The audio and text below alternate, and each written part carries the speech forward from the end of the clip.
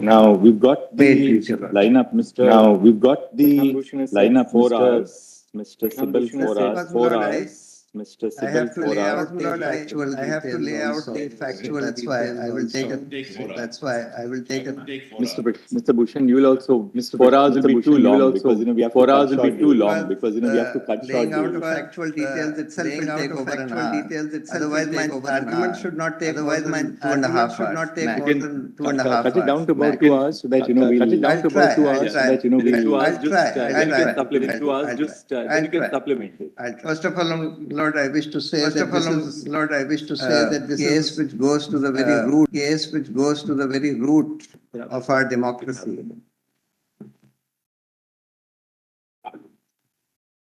Yes. And I am glad, my lord, that the court has finally fixed it for hearing and constituted a constitutional bench, given the importance of the case. Lord, I have been in the PIL space for many years, but I have never seen this kind of public interest involved in any PIL that I have ever done. I mean, the amount of interest that this has aroused is absolutely astounding. Lord, there are, I'll just show your lordship what the electoral bond scheme is. By this petition, my lord, we have this, I am appearing for ADR. And we have filed written submissions which are in volume 1 and start at page 1. We have, in our written submissions, my lord, mentioned that we are challenging in our petition also, we are challenging the amendments brought in FCRA by the Finance Act of 2016. So first, my lord, in 2016, and the issue about whether they could have been brought through the Finance Act or not, I am not pressing right now, though we have taken that issue in our petition. But I am not pressing it for the reason that I want this case to be decided before the elections. I don't want, because I know that your lordship has issued the finance bill issue to a 7-judge bench, and I don't want this to await that.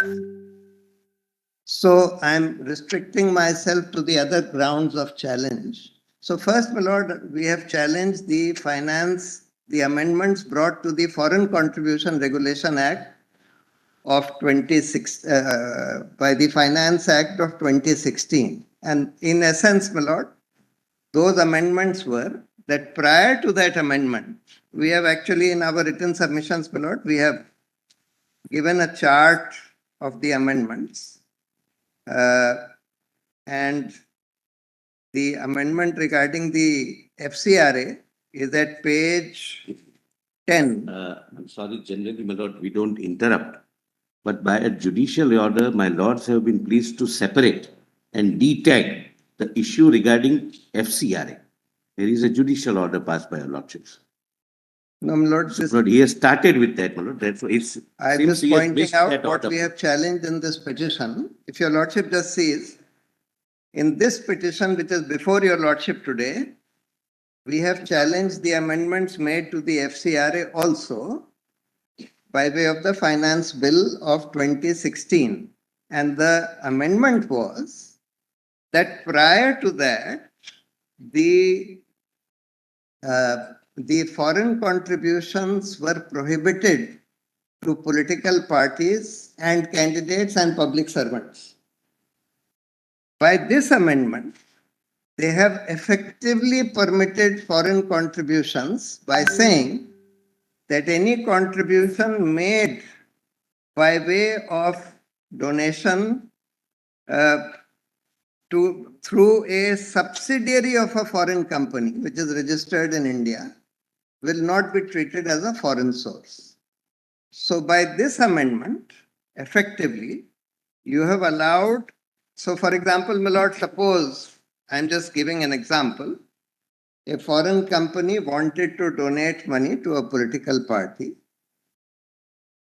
It was earlier totally prohibited from doing so, and in fact, one of these cases went to the, in fact, this amendment was in a way brought in order to overcome a judgment of the Delhi High Court by which the Delhi High Court held that both the BJP and the Congress party had received foreign contributions through a subsidiary of a foreign company. At that time, it was Sterlite, which was a subsidiary of Vedant Resources, which was a UK-based company.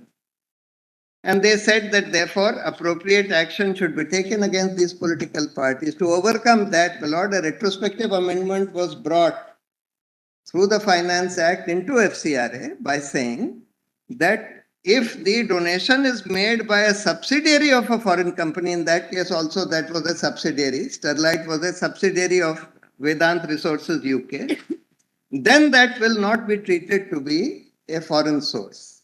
So this is the amendment which has been brought, and we have mentioned this, my lord, at page 10 of our written. That has, strictly speaking, no relevance to the challenge on the electoral bond scheme. True. But I am only saying that. Which is perhaps why the solicitor mentioned that. Yes, but that has been detagged. That issue was detagged. Segregation of 3 cases. 31st of January 23 order. Your lordships, my lord, were pleased to segregate. In this, my lord, the original amendment of brought in by the Finance Bill of 2016 to the FCRA has been challenged. All right. What is the next challenge in your petition? We'll just at least have a broad purview and then we can go on to the...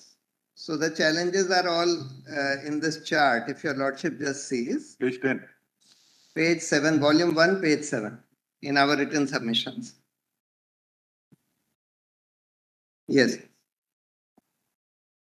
So first is the amendment made to the Representation of People Act. Earlier, my lord, the Act said 29C. On the left side is the original and the right side is the amended. Earlier, my lord, the Act said, RP Act said, the treasurer of a political party or any other person authorized by the political party in this behalf shall in each financial year prepare a report in respect of the following, namely, A, the contributions in excess of 20,000 rupees received by such political party from any person in that financial year. B, the contribution in excess of 20,000 rupees received by such political party from companies other than government Mr. companies Bhushan, in that you are at page 10. Pardon, Lord? You are at page 10. Page 10. At the bottom, 7, sorry. 7. I'm sorry, page 7. Page 10 was that FCRA I had taken about. Page 7. Yes, please. So, left side is the original provision. And then, my lord, 4 said, where the treasurer on the left side, original, where the treasurer of any political party or any other person authorized by the political party in this behalf fails to submit a report under subsection 3, then notwithstanding anything contained in the Income Tax Act, such political party shall not be entitled to any tax relief under that act. Because contributions to political parties are exempted at both ends. That is, it's exempted at the end of the party which receives the donations from tax, and it is also exempted at the end of the donor. That is, the donor can claim an exemption by way of the donations that they have given to a political party. Now, your lordship will see the amendment. I have highlighted the relevant part. Provided on the right side, provided that nothing in this subsection shall apply to contributions received by way of electoral bonds. So therefore, the reporting requirement as to who has donated to you in excess of 20,000, which was earlier there, has been removed for donations received through electoral bonds. This is the first amendment to the Representation of People Act. Then they amended simultaneously the Companies Act. All these amendments were brought in through the Finance Bill of 2017. Finance Act of 2017. Now the Companies Act 182 originally prescribed, notwithstanding anything contained in any other provision, a company other than a government company and a company which has been in existence for less than 3 financial years may contribute any amount directly or indirectly to any political party, provided that the amount referred to in subsection 1, as the case may be, the aggregate of the amounts that may be so contributed by the company in any financial year shall not exceed, this is important, shall not exceed 7.5% of its average net profits during 3 immediately preceding financial years. So there was a limit, there was a cap of 7.5% of last 3 years average profits on the amount of corporate donations that any company could give to a political party. That proviso has been omitted by this amendment. So this is another thing other than electoral bond. Simultaneously, my lord, a slew of changes were made. One was, and all these have been challenged in our petition. Then, my lord, 182.3. Every company shall disclose in its annual profit and loss account any amount or amounts contributed by it to any political party during the financial year to which the account relates, giving particulars of the total amount contributed and the name of the party to which such amount has been contributed. So earlier the requirement was that you have to disclose which political party you have donated to. Now, my lord, in the amendment, they say, provided every company shall disclose in its profit and loss account the total amount contributed to it under this section during the financial year to which the account relates, provided that a company may make contribution through any instrument issued pursuant to the scheme notified under the Act for the time being in force for contribution to political parties. So therefore, now, after the amendment, all that they have to disclose is the total amount, not the donee political party. They don't have to disclose which is the political party to whom they have given these electoral bonds. Earlier, there was a requirement to disclose that. Then, Income Tax Act. This has also been amended by this.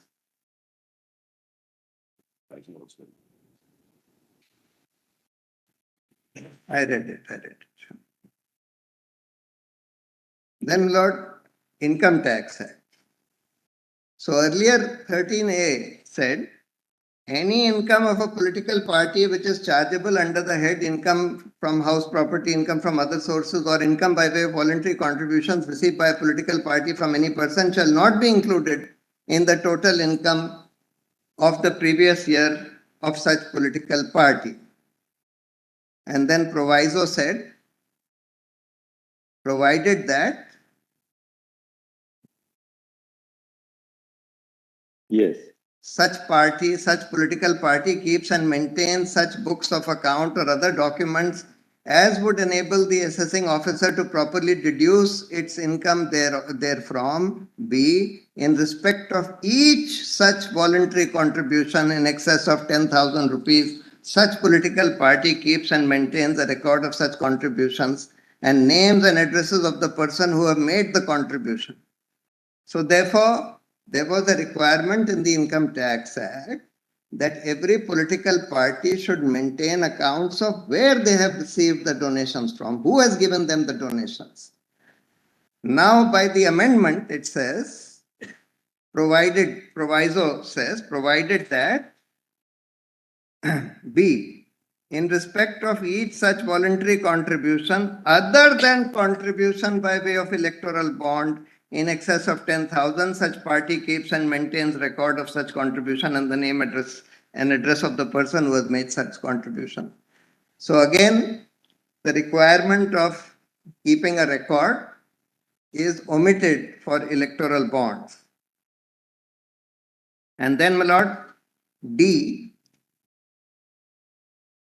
no donation exceeding 2,000 rupees is received by such political party otherwise than by account pay check drawn on a bank or an account pay draft or use of electronic clearing system through a bank account or through electoral bond. So everywhere, my lord, electoral bonds have been not only introduced, they have been exempt from disclosure under the Companies Act, under the Income Tax Act, under the Representation of Peoples Act, etc. And then, my lord, at page 10, this is, of course, the Reserve Bank. Reserve Bank Act only says that this will be a new financial instrument which has been introduced. Issue of demand bills and notes. And here it says the amendment at 3 says, notwithstanding anything contained in the section, the central bank may authorize any scheduled bank to issue electoral bonds. At the bottom of page 10 towards. And then, as I said, my lord, in the FCRA, which has also been challenged in this petition, now prior to the amendment of 2016, this is important for the reason that when I make my argument as to what this slew of amendments has done, it has, on the one hand, my lord, introduced an opaque instrument by which nobody can come to know other than the government. It is only the government who may be able to come to know as to who has contributed to whom, because under the scheme, State Bank has to issue the electoral bond. So State Bank has a record of who has purchased which electoral bond. Now, of course, the bonds are bearer bonds. They are freely transferable. So suppose I purchase the bond, State Bank will know that yes, I have purchased this bond. But I can hand it over to somebody else, and that somebody else can give it to a political party. The political party also may not come to know who has donated. Political party, it's open for a political party to say that, well, we opened our office in the morning and we saw these 100 crores of electoral bonds lying under our door. We deposited these electoral bonds. We don't know who has given them, but these are bearer bonds. So therefore, all that the political party will disclose in their accounts would be that out of the total contributions that they have received, donations that they have received 500 crores by way of electoral bonds. That they have received total 700 crores, out of which 500 crores are from electoral bonds. That's all. But that match of who purchased this electoral bond and which party encashed this particular electoral bond, that match, if at all, it can only be done by the State Bank, which is a Government of India institution. Of course, State Bank is also effectively prohibited from disclosing it.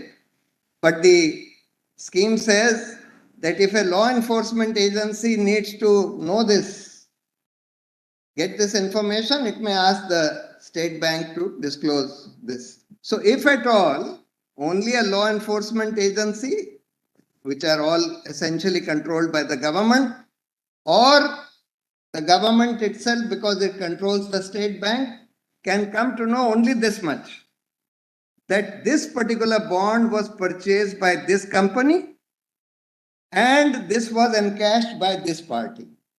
But nobody else can come to know this information under the scheme of electoral bonds. Nobody else.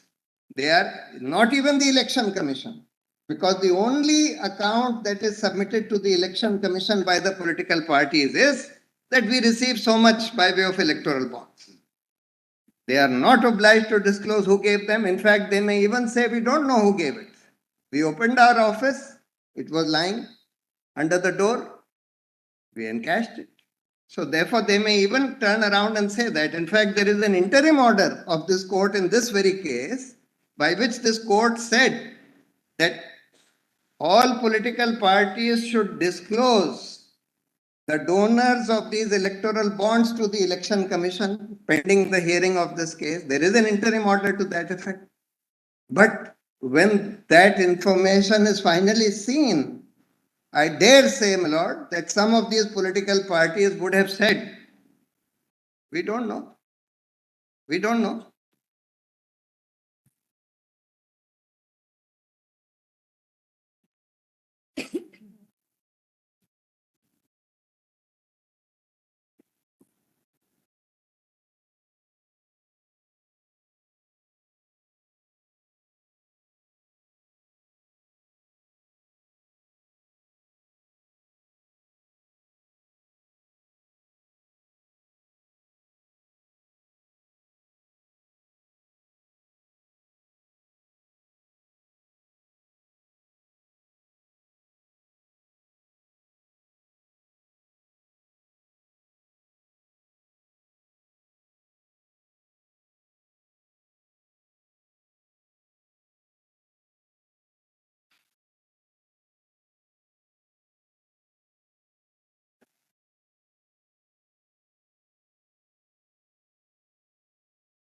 On the SBI issuing bonds to persons who are not residents in India? Yes, the requirement is that they have to give a KYC, whoever purchases electoral bonds.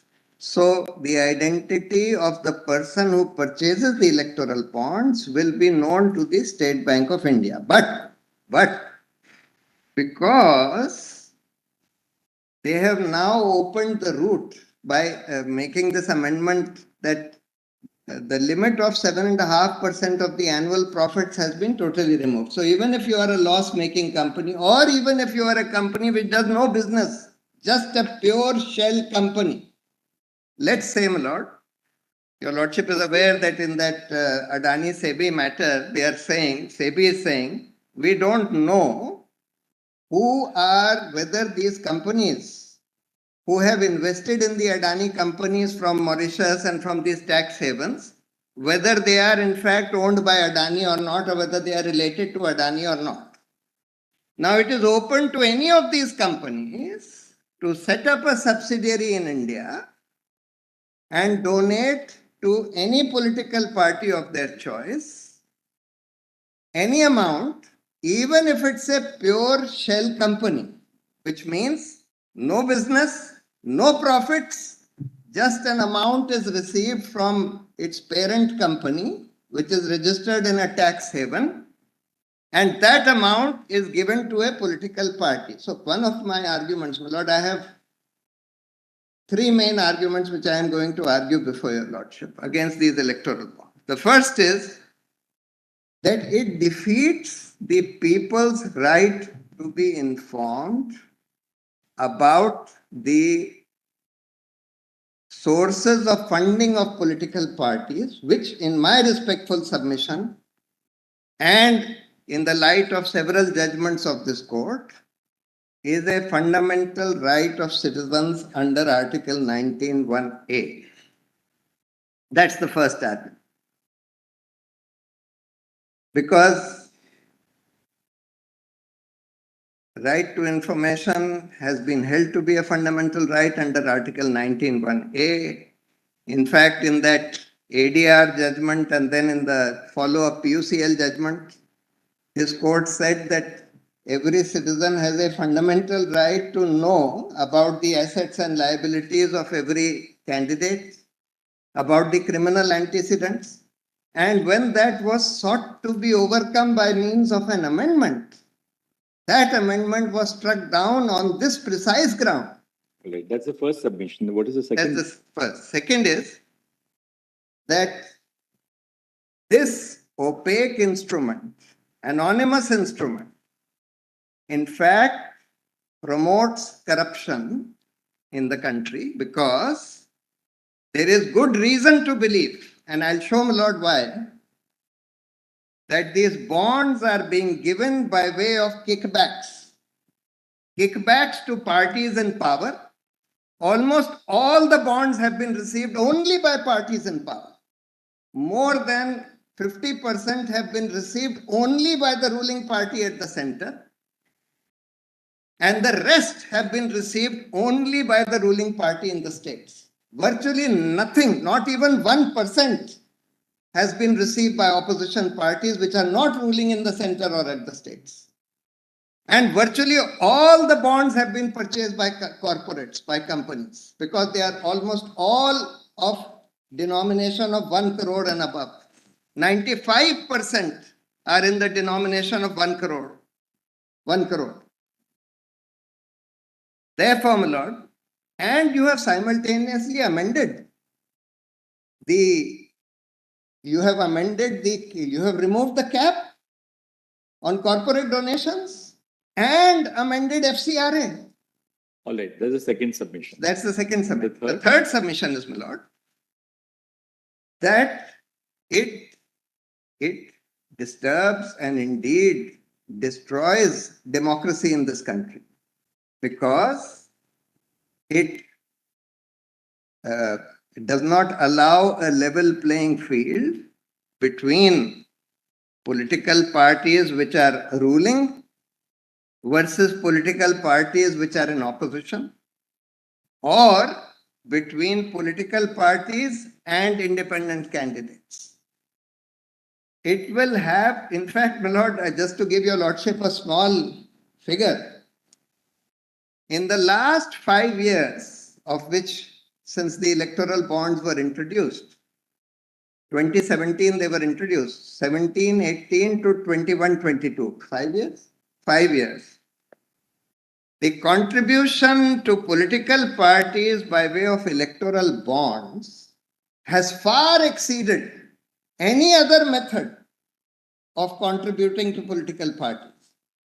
Not only that, the amounts are so large. Just take one party, the ruling party at the center.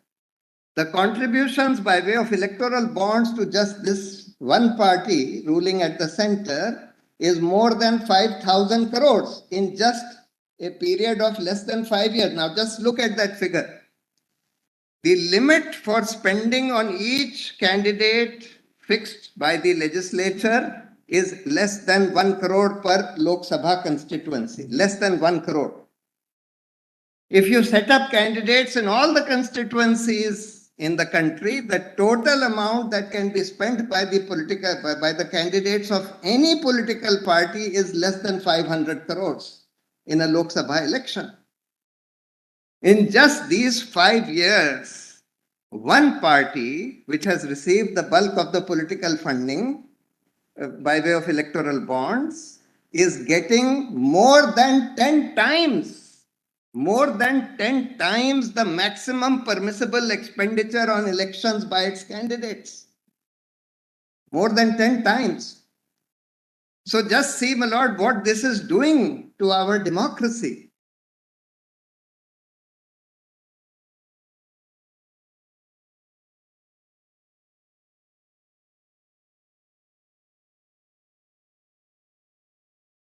What is the maximum permissible limit for a candidate?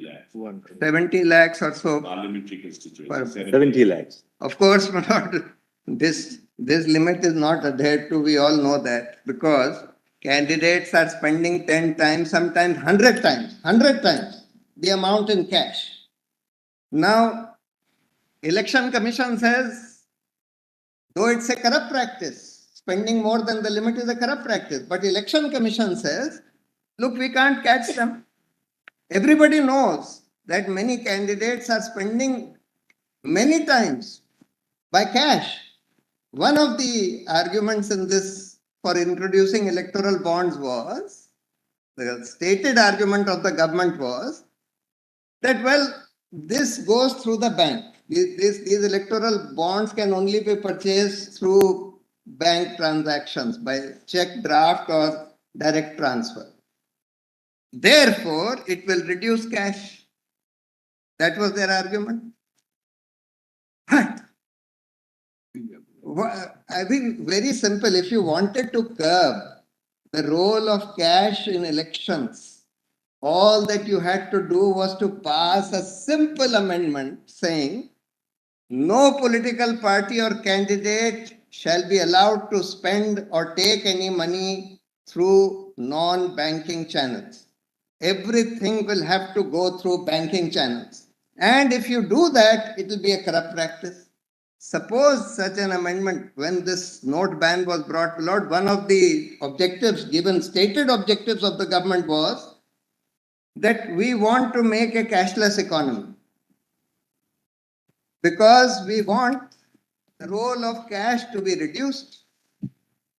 Now, I can understand that ordinary person on the street can't be made cashless. He can't be expected to do all his transactions through check and banking channels. But political parties and candidates contesting elections, they could have been made cashless by this simple law saying that you have to, or if you are a candidate or if you are a political party, all your transactions have to be through banking channels.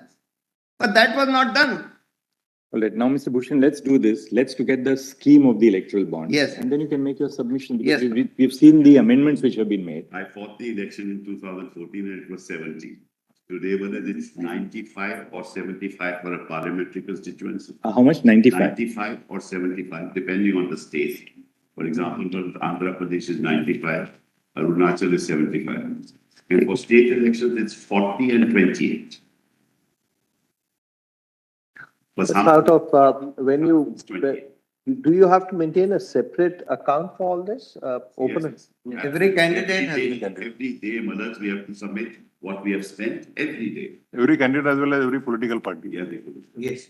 And So this the is election- reflected in the conduct of election rules, Rule 90 gives this data, so that your lordship accepted. Just one last thing I wanted to show, the amendment in the FCRA, just for your lordship's clarity. That is at page 10, at the bottom of page 10.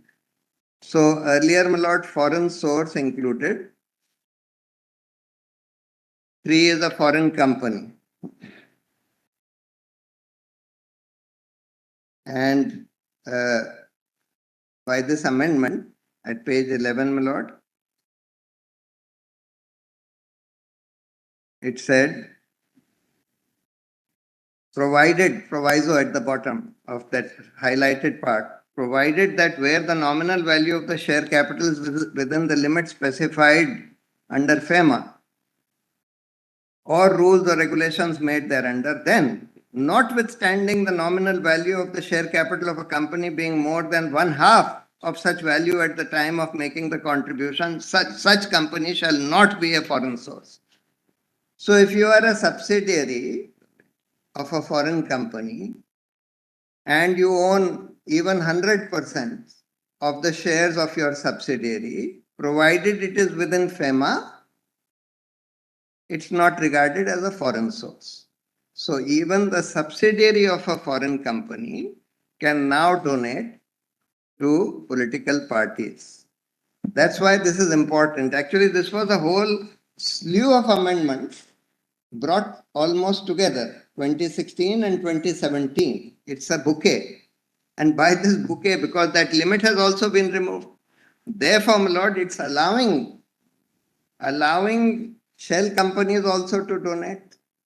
Earlier, shell companies could not have because there was a limit, 7.5%.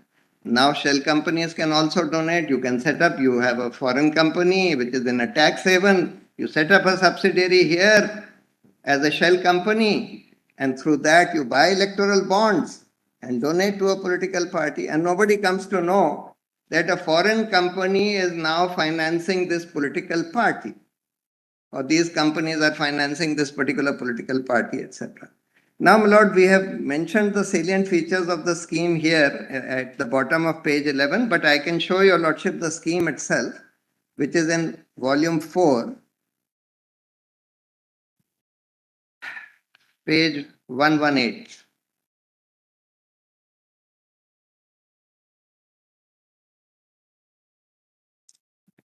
Volume 4, page 118. But I have mentioned all the salient features even in the written submissions.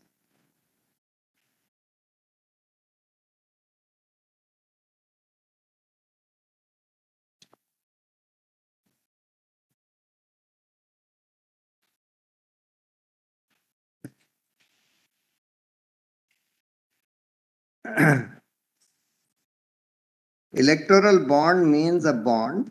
I am now reading the scheme. Page 118. Electoral bond means a bond issued in the nature of a promissory note, which shall be a bearer banking instrument and shall not carry the name of the buyer or the payee. It's like cash. Only difference is that it's a cash which can go up to 1 crore. It's a note which can go up to 1 crore, from 10,000 to 1 crore. Today, my lord, we have only notes of 500 rupees or less. Even 2,000 rupees has now been demonetized. But here, it's 10,000 to 1 crore. 1,000 to 1,000 to 1 crore. 1,000 to 1 crore. Now, eligibility for purchase of 3. Eligibility for purchase and encashment of electoral bond. The bond under the scheme may be purchased by a person who is a citizen of India or incorporated or established in India. So it can be an individual or a company. A person being an individual can buy bonds either singly or jointly with other individuals. 3. Only political parties registered under 29A of the RP Act and have secured not less than 1% of the votes polled in the last general election to the House of People or the Legislative Assembly, as the case may be, shall be eligible to receive the bond. So this itself restricts it to only those parties. Not all parties are eligible. Those who have received at least 1% vote, either in the Lok Sabha or in the State Assembly. The bond shall be encashed by an eligible political party only through a bank account with an authorized bank. Denomination, the bond should be issued in the denomination, shall be issued in the denomination of 1,000 to 1 crore. Validity of the bond shall be valid for 15 days from date of issue and no payment shall be made to any payee political party if the bond is deposited after the expiry of the validity period. I might just point out, my lord, on occasions they have increased the validity period under this also. And then 4, the information furnished by the buyer shall be treated as confidential by the authorized bank and shall not be disclosed to any authority for any purposes except when demanded by a competent court or upon registration of a criminal case by any law enforcement agency. So, acha. It's all right. It's not so important. So therefore, this has to be treated as confidential by the state bank, this information about who has purchased the bonds, and it can be disclosed only to a law enforcement agency which is pursuing some investigation. But I'm saying, my lord, that if at all anybody, at one point the government had said, and this court by one interim order has also recorded, that there is at least some transparency in this because the company which purchases it has to disclose, because the political party which receives it has to disclose not the identity but has to disclose how much bonds they have to disclose, how much they have purchased, the company has to disclose, the party has to disclose how much they have received total. They say you can do some mix and match and find out who has donated. Now, mix and match can't be done by ordinary citizens for several reasons. Ordinary Who said citizens, that we can do mix and match? the court in one order has recorded this. This is on the basis of the submission of the government. On the basis of the government submission, the court in one interim order has recorded this. I'll show. Now, mix and match can't be done by ordinary citizens. In fact, my lord, even if I wanted to find out which companies have purchased electoral bonds, there are 23 lakh registered companies in India, 23 lakh. I would have to scan of course, every company is obliged to file the returns of their income and expenditure in the Ministry of Corporate Affairs website. And by paying some fee, I as a citizen can also access that website of that company to see what is the income and expenditure of that company. So theoretically, it is possible for me to find out which company has purchased electoral bonds worth how much, purchased and given. But I won't know who have they given it to. All that I will know is total amount purchased by them. Now, citizen can't be expected to go through. Of course, we have found out about some companies which I'll be coming to. I'll give those examples, which have purchased electoral bonds because that can be seen from their disclosure to the corporate affairs. But I can't be expected to find out from 23 lakh registered companies who has purchased how much electoral bonds. But government can. State Bank of India knows. And because State Bank is owned by the government, therefore, theoretically, my lord, they can. if they exert sufficient pressure on the state bank, they can find out who has purchased this particular electoral bond. Because state bank has that information. Though they are prohibited by law from disclosing it to anybody by the scheme. But they have that information. And they also have the information as to which political party has encashed which electoral bond. So state bank is the only authority which can do that mix and match. Which can do that mix and match. Citizens can't do it. And I am saying, my lord, that this defeats the citizens' right to know about who is funding these political parties. In fact, my lord, in a recent judgment, the Central Information Commission has ruled that these 6 national parties are public authorities under the Right to Information Act. Now, unfortunately, despite that judgment, most of these political parties are not obeying that. They are not appointing information officers, which they are obliged under the RTI Act, so that people can ask them questions. We have in fact filed a petition in this court on the basis of that CIC judgment, as well as the RTI Act, as well as the fundamental right of people to know, etc., which is pending, which has been separated by this court. But I am pointing out that here you have completely made mincemeat of people's right to be informed about funding of political parties by introducing an instrument which today forms the bulk of donations to political parties. They are the bulk of donations to political parties today. This instrument. Then, my lord, 12 of the scheme says, yeah, theek hai, chodo usko. The bond can be encashed only by an eligible political party by depositing the same in their designated bank account. So these are the broad salient features of the scheme. That, however, these are bearer bonds, and as I said, my lord, even the person who has purchased it may just hand it over to another XYZ, and that XYZ may give it to the political party, and therefore the political party can also turn around and say, I don't know who gave me this electoral bond. Somebody came and gave it to me. I don't know. In fact, I have been the recipient myself of, there was this register of the CBI director. Somebody came to my residence at night and gave me 2 volumes of the residence register, original register of that CBI director.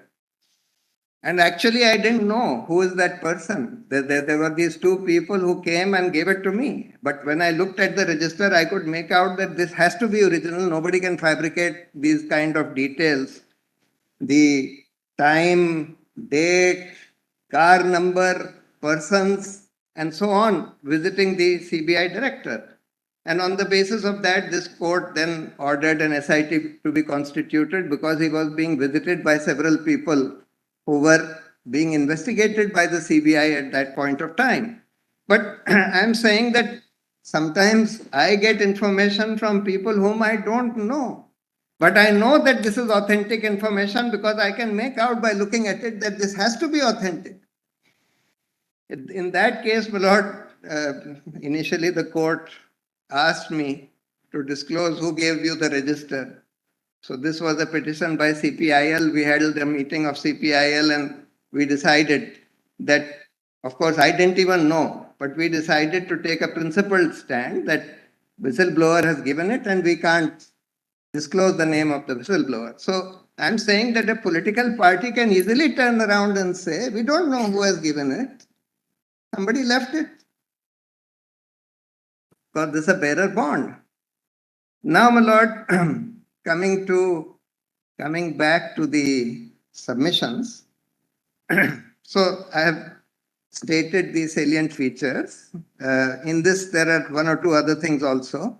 That the window, if your lordship turns to page 12 of my written submissions, the window of sale of electoral bonds That's right.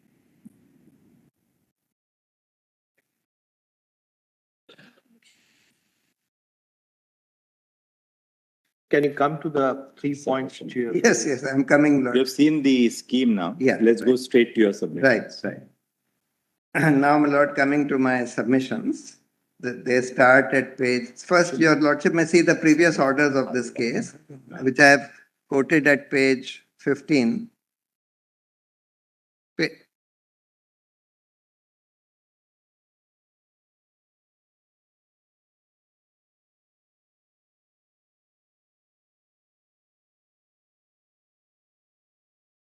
Government का justification लिखा देता है ठीक है ठीक है क्या चीज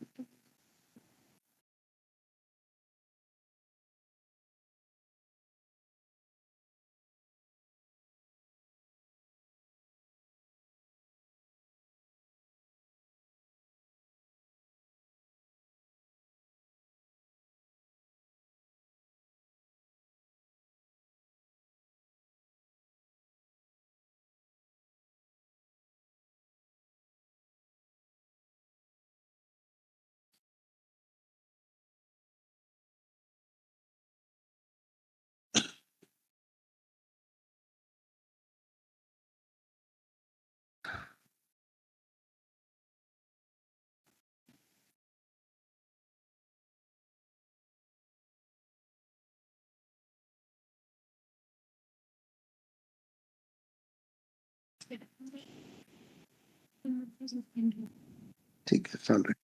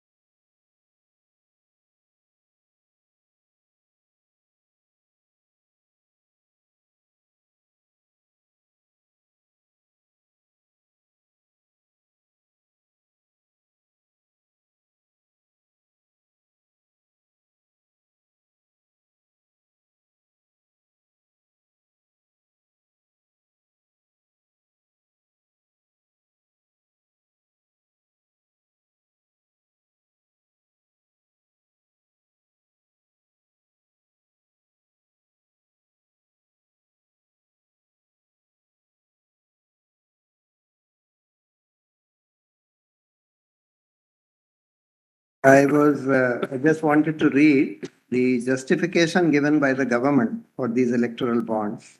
At page 14 of my written submissions, I have quoted the relevant part. Para 15 of my written submissions. On 7/1/18. Volume 1. Volume 1, page 14 of my submissions. On 7th January 2018, 5 days after the introduction of the scheme, the PIB published an article written by the then Finance Minister on the necessity for introducing electoral bonds. The stand of the government was that expenditures of all political parties runs into thousands of crores. However, there has not been a transparent funding mechanism of the political system. The said PIB released quotes from the then Finance Minister's article. Quote, the conventional system of political funding is to rely on donations. These donations, big or small, come from a range of sources from political workers, sympathizers, small business people, and even large industrialists. The conventional practice of funding political system was to take donations in cash and undertake these expenditures in cash. Sources are anonymous or pseudonymous. The quantum of money was never disclosed. The present system ensures unclean money coming from unidentifiable sources. It is wholly non-transparent system. Most political groups seem fairly satisfied with the present arrangement and would not mind the status quo to continue. The effort, therefore, is to run down any alternative system which is devised to cleanse the political funding mechanism. It further said that most donors are reluctant to disclose the details of quantums of donations given to a political party. A major step was taken by Shri Atal Bihari Vajpayee. The Income Tax Act was amended to include a provision that donations made to parties would be treated as expenditure and would thus give a tax advantage to the donor. If the political party disclosed its donations in a prescribed manner, it would also not be liable to pay tax. A political party was expected to file its returns both with the income tax authorities and the election commission. It was hoped that the donors would increasingly start donating money by check. Some donors did start following this practice, but most of them were reluctant to disclose the details of quantum of donation given to a political party. This was because they feared consequences visiting them from political opponents. The law was further amended through UPA government to provide for pass-through electoral trust so that donors would park their money with the electoral trust, which in turn would distribute them to various political parties.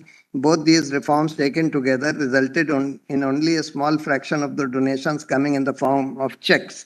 And therefore they say we have now introduced these electoral bonds because, in fact, my lord, this is at the whole... What was the electoral trust? Electoral trust is now is a kind of 2013. That was 2013. semi-anonymous instrument. This is what it is. So any company can form or set up what is called an electoral trust, so long as it is recognized by the income tax department. In this electoral trust, any company can donate. So let's say that any company A has set up an electoral trust. Companies B, C, D, E, etc., they all donate to that trust. And that trust then donates to different political parties. So it's a kind of semi-anonymous system. Semi-anonymous meaning, of course, in income tax, they have to disclose who are the companies who have donated to this trust. They are also expected to disclose which are the political parties to which the trust has donated. But which company has donated to which political party is not known. Sometimes they may say, well, we didn't say, but in fact, my lord, what would be happening, I expect, would be every company donating to an electoral trust would say, look, I am giving this trust 50 crores and we want this 50 crores to be donated to A and B political parties. Normally, that's what is likely to have been happening, likely to be happening through these electoral trusts. So this is also a kind of semi-anonymous way, not totally anonymous, because you can come to know which are the companies who have donated to this electoral trust, and you can also come to know which are the political parties that this electoral trust has donated how much money to. So in that sense, there is more information than you have by way of electoral bond. But now, the justification, so the government said that we want to reduce cash. Earlier, people were donating through cash, and therefore, they also said that we have reduced this disclosure requirement from anything above 20,000 rupees to anything above 2,000 rupees. Though, my lord, that amendment was only made in the Income Tax Act, not followed through in the Representation of People Act. But let's assume that it would have been made even in the Representation of People Act. That means the law earlier was that you have to disclose any donations above 20,000 rupees. The political party has to disclose to the income tax as well as to the election commission. Anything received above 20,000 rupees, that has been brought down to 2,000. How will that reduce cash? Because earlier the party said that, look, we have received X crores by way of donations, small donations below 20,000. Now they will say, we have received the same X crores by way of small donations below 2,000. That's not going to make any difference, because all that the party has to say is ki we put out a sheet, we held a rally, we put out a chadar, and people put money in that. Somebody put 500 rupees, somebody put 200 rupees, somebody put 100 rupees, etc. And we have collected X number of crores from small donations in this manner. So therefore, that is not going to make any difference. If you had said, on the contrary, that every political party will only take money through banking channels and cash receipts are prohibited, they are a corrupt practice, or that the party shall be deregistered if it starts taking money, or the candidate will be disqualified if he takes money by cash, then yes, you could have done something to stop this menace of cash, etc. This has not stopped the menace of cash. Today, my lord, candidates are still spending many times the amount by way of cash, and they are not being caught. They are not being caught, unfortunately. Right, now let's get into the submissions. Yes, You ma'am. can just show us Now, what just you want. one more thing. Section 13B of the Income Tax Act, read section 2, people. Now, my lord, coming to the previous orders of this court in this matter. Section 13B read with? 13B. Read with, In the Income Tax Act. oh, read with 2AAA. It is not say about the. वो दिखा दो। Especially. दिखा दो। And definition of electoral trust is section 1 within Hmm. that. Section 2. 22AAA. Now, my lord, one of the justifications given by the government for electoral bonds was that donors are reluctant to donate openly to political parties because of fear of whatever. Now, so we asked this question under RTI. So that response, RTI response, my lord, is in volume 4, page 536. Volume 4, page 536.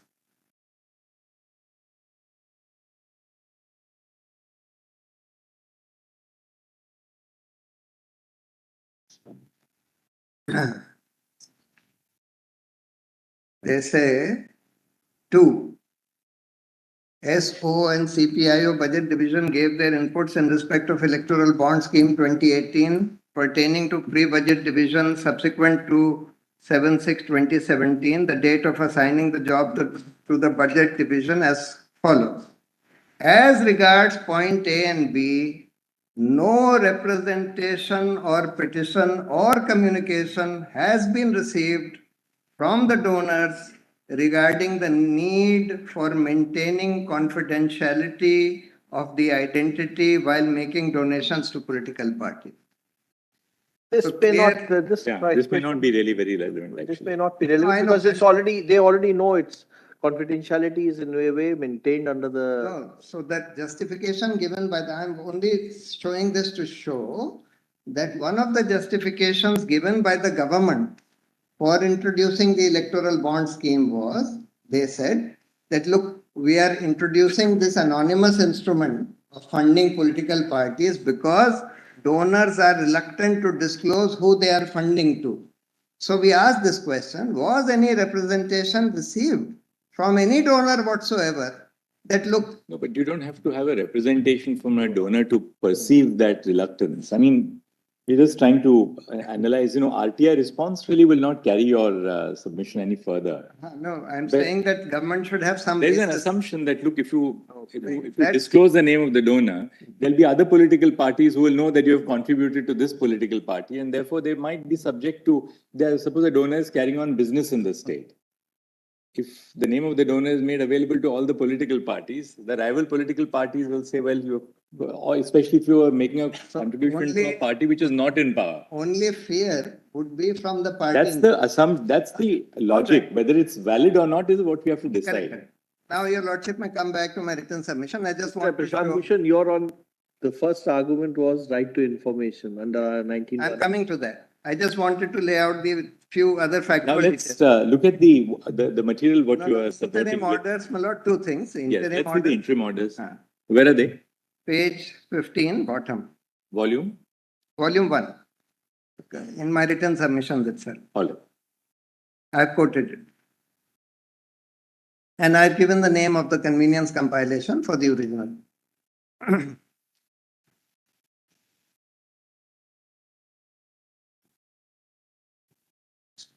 We have considered the matter including amendments to the statutes brought in by the Finance Act 2016 and 2017. We have closely examined the stand taken by the respective parties and what has been stated by the Election Commission in its affidavit, details of which have been set out. All that we would like to state for the present is that the rival contentions give rise to weighty issues which have a tremendous bearing on the sanctity of the electoral process in the country. Such weighty issues would require an in-depth hearing which cannot be concluded and the issues answered within the limited time that is available before the process of funding through electoral bonds comes to a closure as per the schedule noted earlier. In the above perspective, according to us, the just and proper interim direction would be to require all political parties who have received donations through electoral bonds to submit to the Election Commission in a sealed cover detailed particulars of the donors against each bond, the amount of each bond and the full particulars of the credit received against each bond, namely the particulars of the bank accounts to which the amount has been credited and the date of each such credit. Pausing here, my lord, I pointed out that the political party can well turn around and say we don't even know. I'm saying that, and ultimately, my So the lord, purchaser of the bond may not be the person who is actually handing it over to the Correct. political party. that's right. That's why they may say that we don't know. And they can also say that it was not even handed over in person. It was just left at our doorstep. So, or couriered to us. Anything they can say. The Election Commission is appearing before us. Yes. I'll just read out. Who's appearing for the Election Commission? Mr. Sharma, you have details of this data which has been submitted pursuant to the interim order. Order. We have that seal cover. Got that. My lords. Do keep it with you in the court so Yeah. that at an appropriate time we'd like to look at it. But this is pertaining to 2019, Lords. That interim order was passed in 2019. So pertaining to that, the data is with us. But But they should this- give the data. This was a continuing interim. But this is not only confined to the 2019 election. Lords, The mandate is that you must continue to maintain this data. as far as the data of 2019 is concerned, Lords, that's there in the seal cover. Because if my laws requires So, data Mr. of, Sharma, let's be very clear. This order, this is an interim order. that's right. It will continue till the decision. So there are 40 legal lordships can be. Possibly that's the. There are Para 14 of them. For the past, that's for the past. The above details will be furnished forthwith in respect of electoral bonds received by a political party till date. The detail of such other bonds received by such political party up to the date fixed for issuing such bond as per note of the Ministry of Finance dated so and so will be submitted on or before 30th May 2019. So just one thing now. You are reading paragraph 13 as restricted by paragraph 14? And you have not carried forward the data with regard to post the interim order? I'll have to seek instructions. Please take instructions on that. We'll do that. We'll do that. 14 does not restrict paragraph 13. Paragraph 14 is for the past.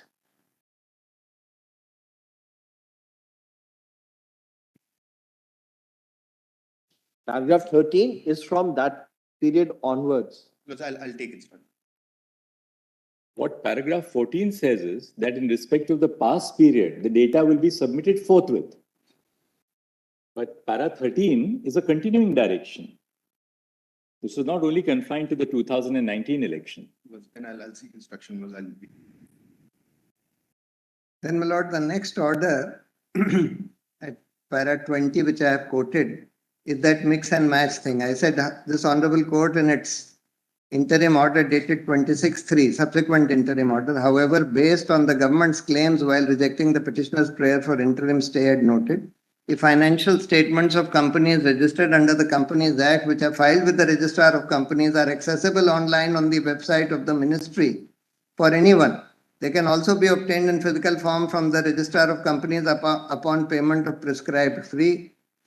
Since the scheme mandates political parties to file audited accounts of statements, and also the Companies Act requires financial statements of registered companies to be filed with the Registrar of Companies, the purchase as well as encashment of bonds happening only through banking channels is always reflected in documents that eventually come to the public domain. All that is required is a little more effort to cull out such information from both sides, purchaser of bond and political party, and do some match the following. Therefore, it is not as though the operation of the scheme are behind iron curtains incapable of being pierced. Pausing here, my lord.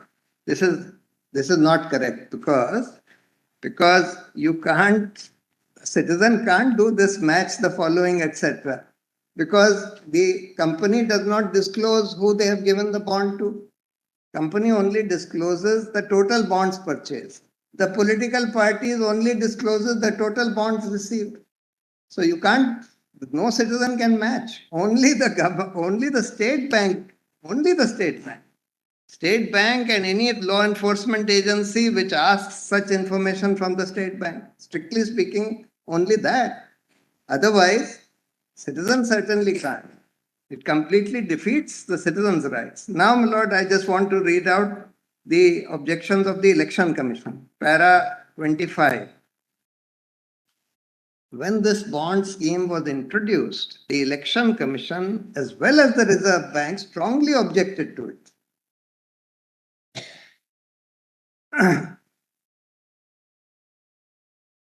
Election Commission, para 25.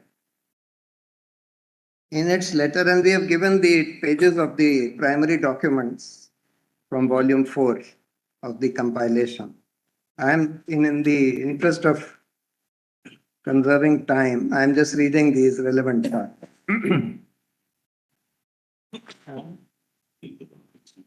अच्छा चलिए. Volume 4, then your lordship may turn to the Election Commissions, page 467. This is an important communication by the Election Commission. Volume 4, page 5. 467 of volume 4.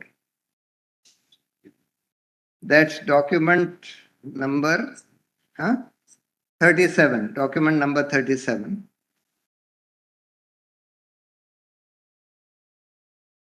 Page. In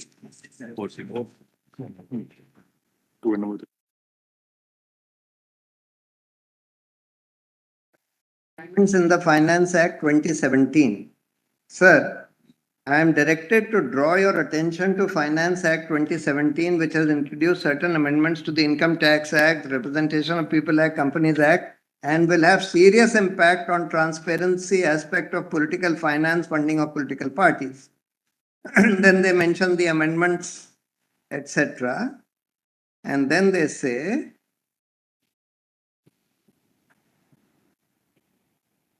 Acha.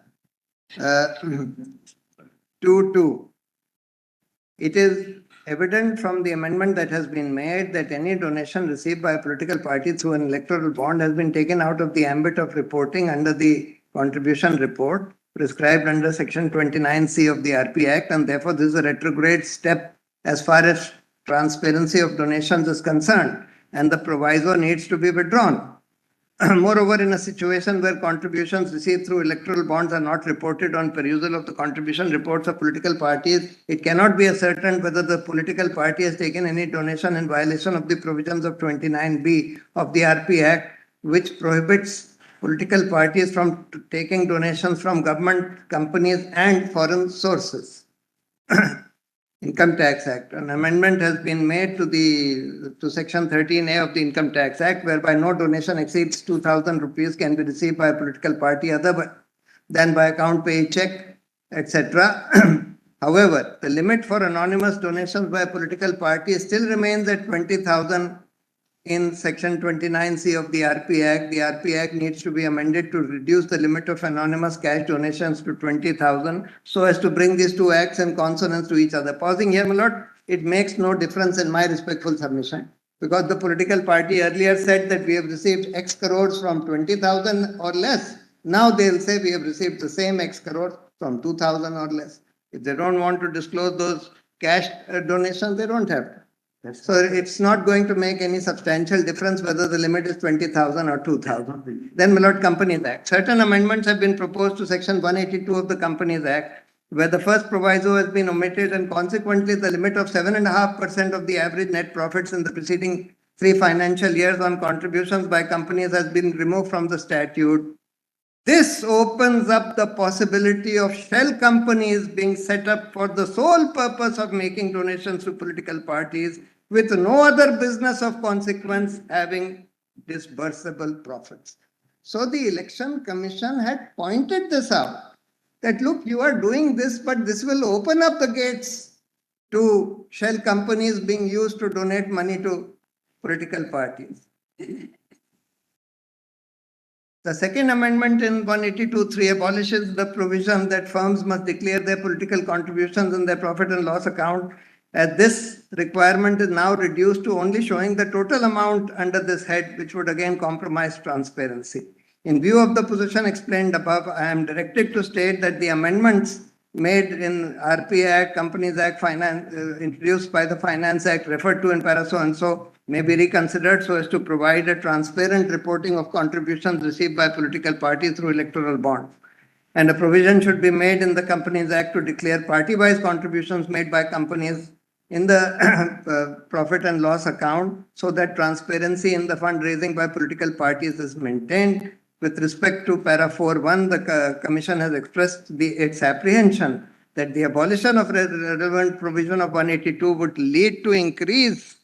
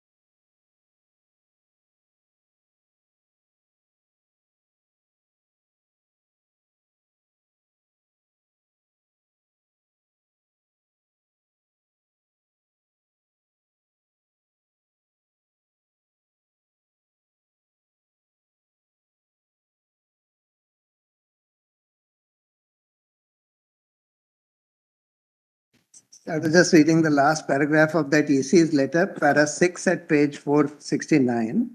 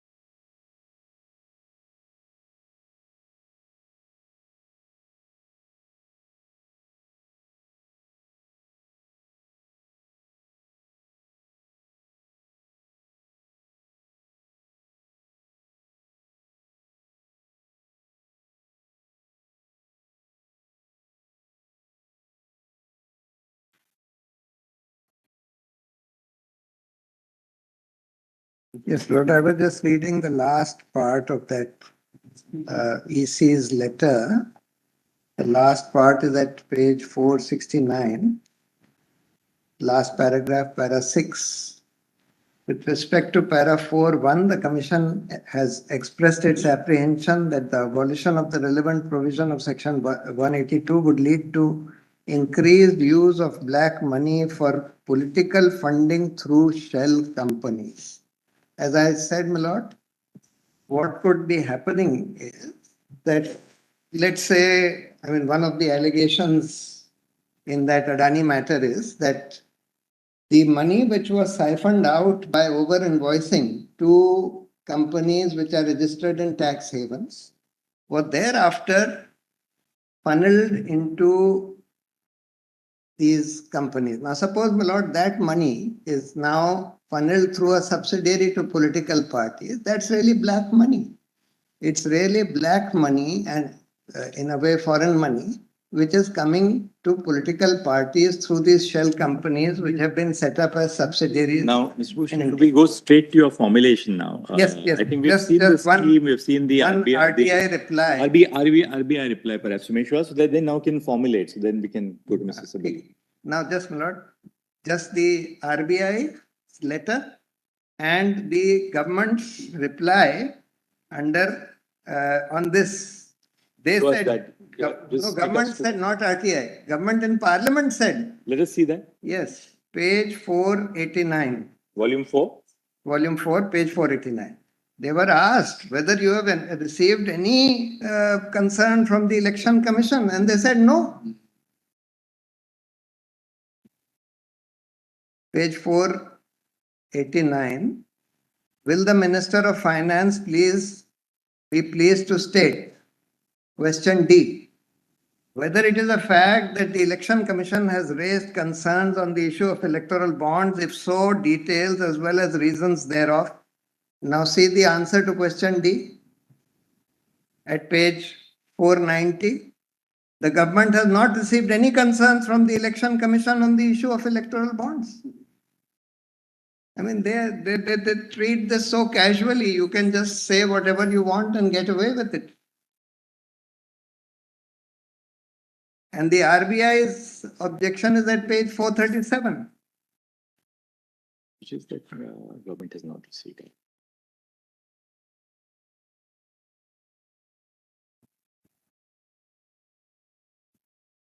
.437 of the same volume.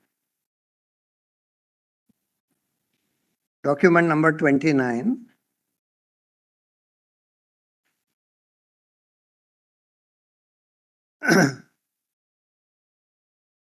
No, foreign funding, probably. This is mainly on account of foreign funding or otherwise?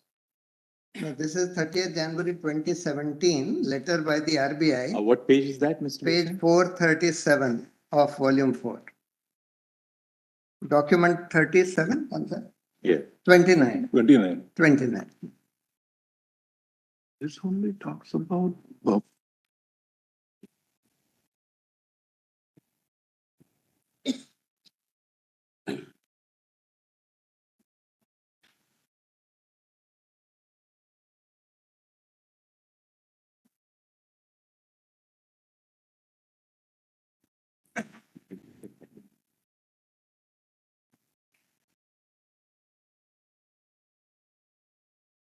Please refer to your email dated January 28, 2017, forwarding a proposal to amend Section 31 of the RBI Act so as to enable scheduled banks to issue electoral bonds as a mode of donation to registered political parties. We have examined the proposal and our views are as follows. 1. The move will result in multiple non-sovereign entities being authorized to issue bearer instruments. As such, the proposed mechanism militates against the RBI's sole authority for issuing bearer instruments, that is cash. Bearer instruments have the potential to become currency and if issued in sizable quantities can undermine the faith in banknotes issued by the central bank. Amending 31 would seriously undermine a core principle of central banking legislation and would and so would set a bad precedent. Two, even the intended purpose of transparency may not be achievable, as the original buyer of the instrument need not be the actual contributor to the political party. The bonds are bearer bonds and are transferable by delivery. Hence, who finally and actually contributes the bond to the political party will not be known. Three, while the person buying the bearer bond will be as per KYC parameters, the identities of the intervening persons will not be known. Thus, principles and the spirit of PMLA Act will get affected. Four, if it is the intention that the person entity buying such bond is expected to tender it to a political party, such intention can be accomplished today by a normal check, demand draft, or any other electronic or digital mode of payment. There is no special need for or advantage by creation of an electoral bearer bond, and that too by disturbing the established international practice. We are therefore of the opinion that it will not be advisable to amend Section 31 of the RBI Act just for the sake of providing a formal mechanism to persons, entities contributing to political parties when existing banking instruments such as checks, drafts, digital mode can equally be achieving the said purpose and objective. Now, my lord, I'll come back to my legal submissions. I have in my written submission, I am not reading that. I have quoted several letters of the RBI. I don't need to, your lordship can go through it. I'm just for the interest of time. Now, my grounds for challenge, my lord, page 23. First ground is that it violates the citizens' right to information about funding of political parties. That, my lord, I have quoted Anjali Bharadwaj, recent judgment of this court in the case of information commissions.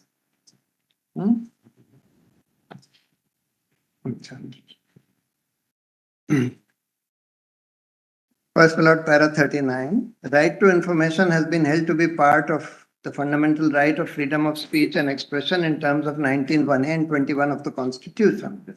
Political parties hold a very important constitutional status, explained above, having significant powers in the form of decisive control over the formation of central state governments, voting by MPs and MLAs, passage, non-passage of important bills in state assemblies, for the purpose of properly giving effect to the citizens' right to information about political parties, including voters. One other thing that is that political parties are given a common symbol. So therefore, political parties are part of the instrumentalities of the state, and this has been held by this court. And even the CIC has held that political parties are public authorities under the Right to Information Act. For the purpose of properly giving effect to the right of citizens to have information about political parties, including voters' fundamental rights, information about who all have donated to a particular political party is an essential information for the common people. Without any knowledge of which political party is being funded by which corporate house/individuals and whether policies are being carved in favor of such corporate entities, a citizen is bereft of critical information. This court has in a large number of decisions held that transparency and right to information are cherished fundamental rights under 19(1)(a) and 21.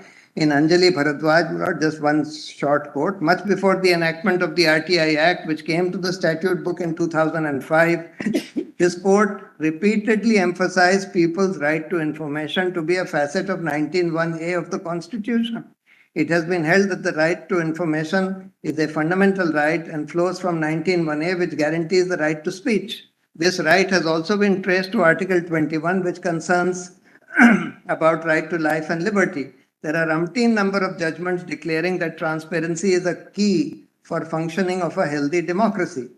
Judgments of this court, such as the 5-judge bench in state of UP versus Raj Narayan, 7-judge bench in SP Gupta, then in Reliance Petrochemicals, Jayanti Lal Mistry, and scores of others have recognized the right to information and transparency to be a fundamental right and a basic facet of democracy and rule of law. All these judgments, my lord, are in the judgments compilation. In fact, if your lordship wants, I'll just give the relevant paragraphs of each of these judgments. This Anjali Bharadwaj, my lord, is in volume 5, document is the first document, and the relevant para is para 10. This Raj Narayan is the second document in the judgments compilation, and the relevant para is para 74. Page 69, para 74. Pardon, Lord? I have referred to them in your submissions, paras. No, in this, the paras are not referred. That's why I'm just telling your lordship which are the relevant paras. Narayan is para. Anjali Bharadwaj is the first document, page 19, para 10. That I think I have quoted. Then, my lord, UP versus state of UP versus Raj Narayan. That is second document in the in the judgments compilation, and in that para 74, page 69. Then the third is SP Gupta. Relevant para is para 67, page 319. The third document. Reliance Petrochemicals is the fourth document. The relevant para is para 34, page 1136. Para? Para 34, page 1136 of the compilation. Then the Association for Democratic Reform. Now, this was a very, very important case, my lord. I have quoted it here also, because this was the case where they mandated the disclosure of assets, liabilities, criminal antecedents, and educational backgrounds of candidates contesting election by means of an affidavit. And here the important thing is that they said that this flows out of Article 19(1)(a) rights. And when the government tried to overturn this by means of a legislation, that legislation was struck down on the ground that this is violating fundamental right of the citizens to know about candidates. And I submit, my lord, if the citizens have a right to know about candidates as to what are their assets, liabilities, what are their criminal antecedents, etc., by way of an affidavit, then equally or more importantly, citizens have a right to know about funding of political parties. Who's funding them? Well, political parties are playing a very important role in our democracy. They get a common symbol, they contest as a party, they form the government, they have given a right under the 10th schedule for disqualification of those who flout the party's mandate, etc., as to how to vote, and so on. So therefore, if citizens have a right to know about candidates, about their assets, liabilities, etc., they certainly have a right to know about parties as to who's funding them.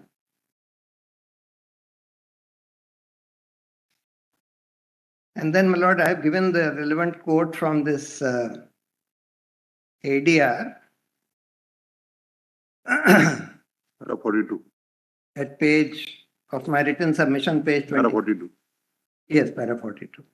And my lord, the quote is, now we would refer to various decisions of this court dealing with citizens' right to know, which is derived from the concept of freedom of speech and expression. The people of this country have a right to know every public act, everything that is done in a public way by public functionaries. MPs and MLAs are undoubtedly public functionaries. So are political parties.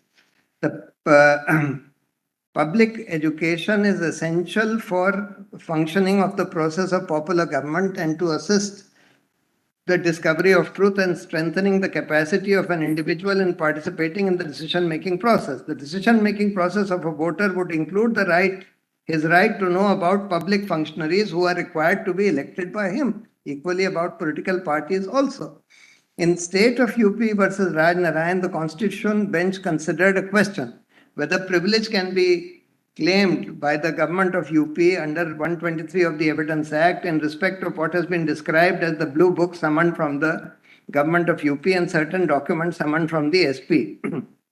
The court observed that the right to know, which is derived from the concept of freedom of speech, though not absolute, is a factor which should make one wary when secrecy is claimed for transactions which can at any rate have no repercussion on public security.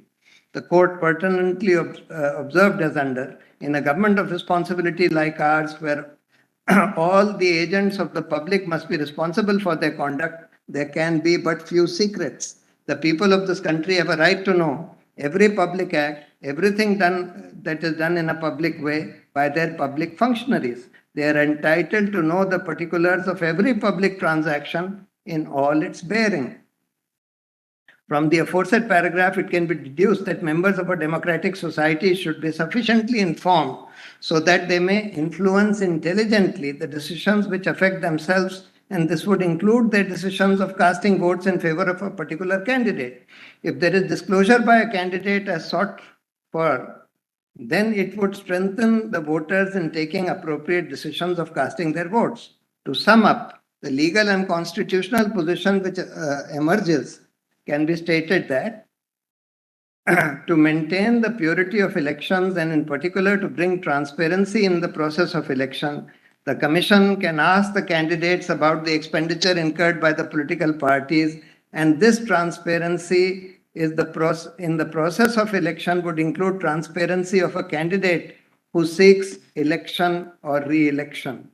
In a democracy, the electoral process has a strategic role. The little man of this country would have basic elementary right to know full particulars of a candidate who is to represent him in parliament, where laws to bind his liberty and property may be enacted. Obviously, my lord, this would apply with greater force to political parties. The right to get information in a democracy is recognized all throughout, and it is a natural right flowing from the concept of democracy. At this stage, we would refer to Article 19(1) and 2 of the International Covenant of Civil and Political Rights, which is as under, everyone shall have the right to hold opinions without interference, everyone shall have the right to freedom of expression. This right shall include freedom to seek, receive, and impart information and ideas of all kinds, regardless of the frontiers, etc., etc. And para 7, my lord, under our constitution, 19(1)(a) provides for freedom of speech and expression. In nutshell, Mr. Bhushan, your argument is the citizens must know what are the sources of fund of a political party. Yes, because that is in larger public interest. not just in larger public interest, it's the citizens. Or there will be always a conflict which will come up. Some people will say it may have its own repercussions. Because but it's in larger public interest. not and, just, and therefore it will be covered by the Article 1A, 19(1)(a). yes. And as contrary to what the government is arguing, they are saying that there are reasonable restrictions which can be imposed under rights under 19(1)(a). But those reasonable restrictions, firstly, they have to be reasonable, proportionate. Secondly, they have to be covered by one of the 6, 7 things which are mentioned there, public order, etc., etc. Obviously, my lord, the funding of political parties cannot be covered by any one of those grounds which are mentioned in 19(2) as grounds on which restrictions can be imposed on this fundamental right under 19(1)(a). So therefore, my lord, and moreover about funding of political parties, there is also this problem. If I know that this party is being funded by companies who are getting benefits from this political party, then I know that this particular party is corrupt because it is essentially getting a quid pro quo. And I suspect, and I'll show the figures. The figures about electoral bonds show that number one, they are almost all in denominations of 1 crore. So they are being largely purchased by corporates, etc., companies. Number two, that they are essentially only being given to ruling parties. Bulk goes to the ruling party at the center, more than 50%. Remaining go to ruling parties in the states. And virtually nothing by way of electoral bonds goes to parties which are not ruling parties, either in the center or the state. And today, my lord, this electoral bond forms the bulk of the political funding of parties.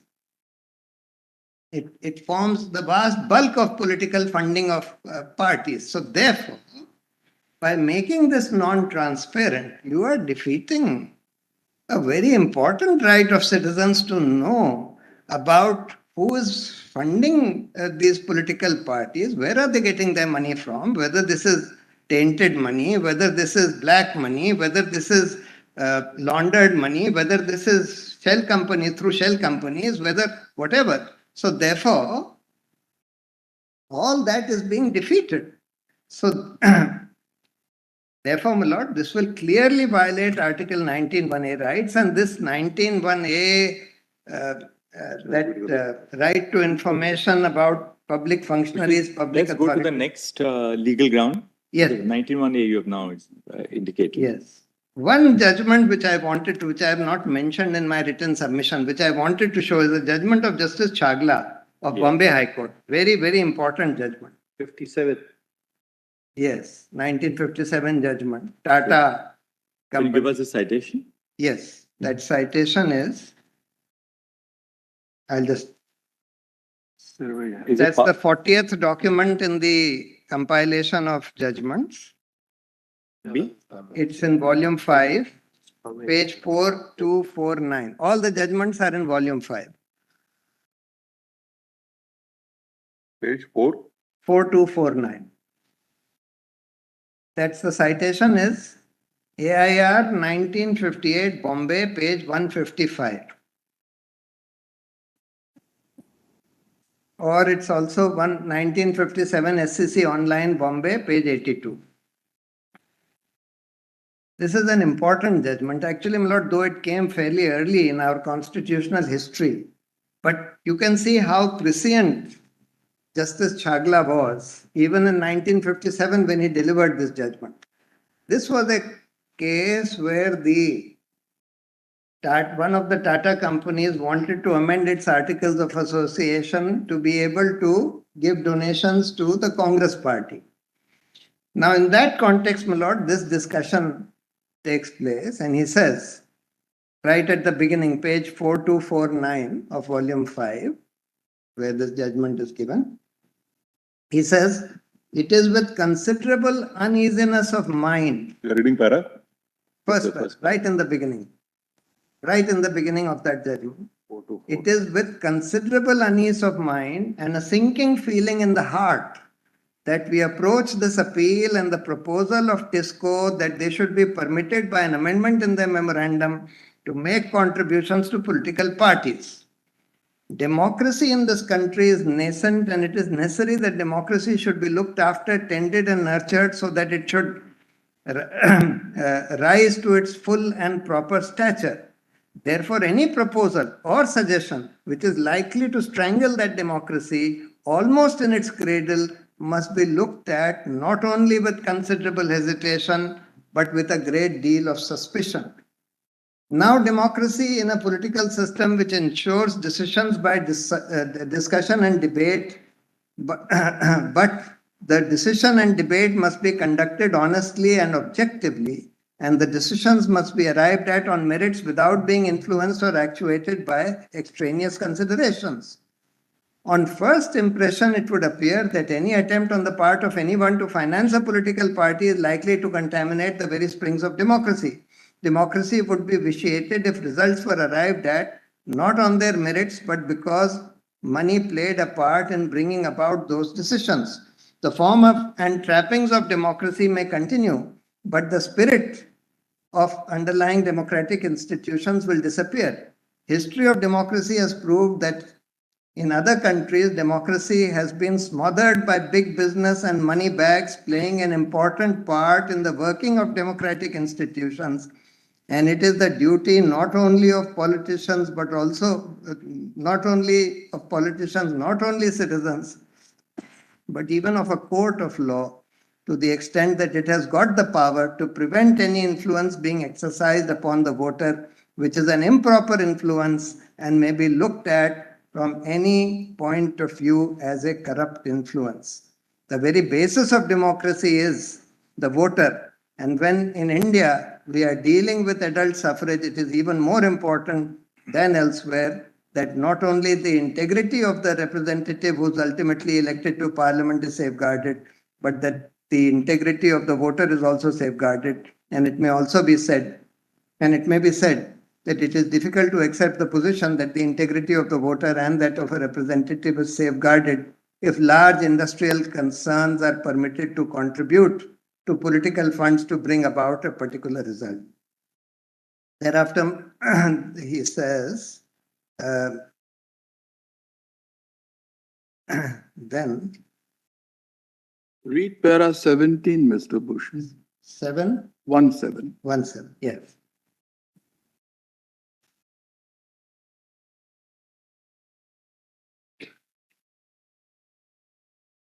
Yes, yes. The learned judge, trial judge, has very rightly wanted to impose certain conditions before he would make the order, as he was entitled to do. And it must again be said, in fairness to the company, that the company voluntarily offered to accept those terms, and they now form part of the order.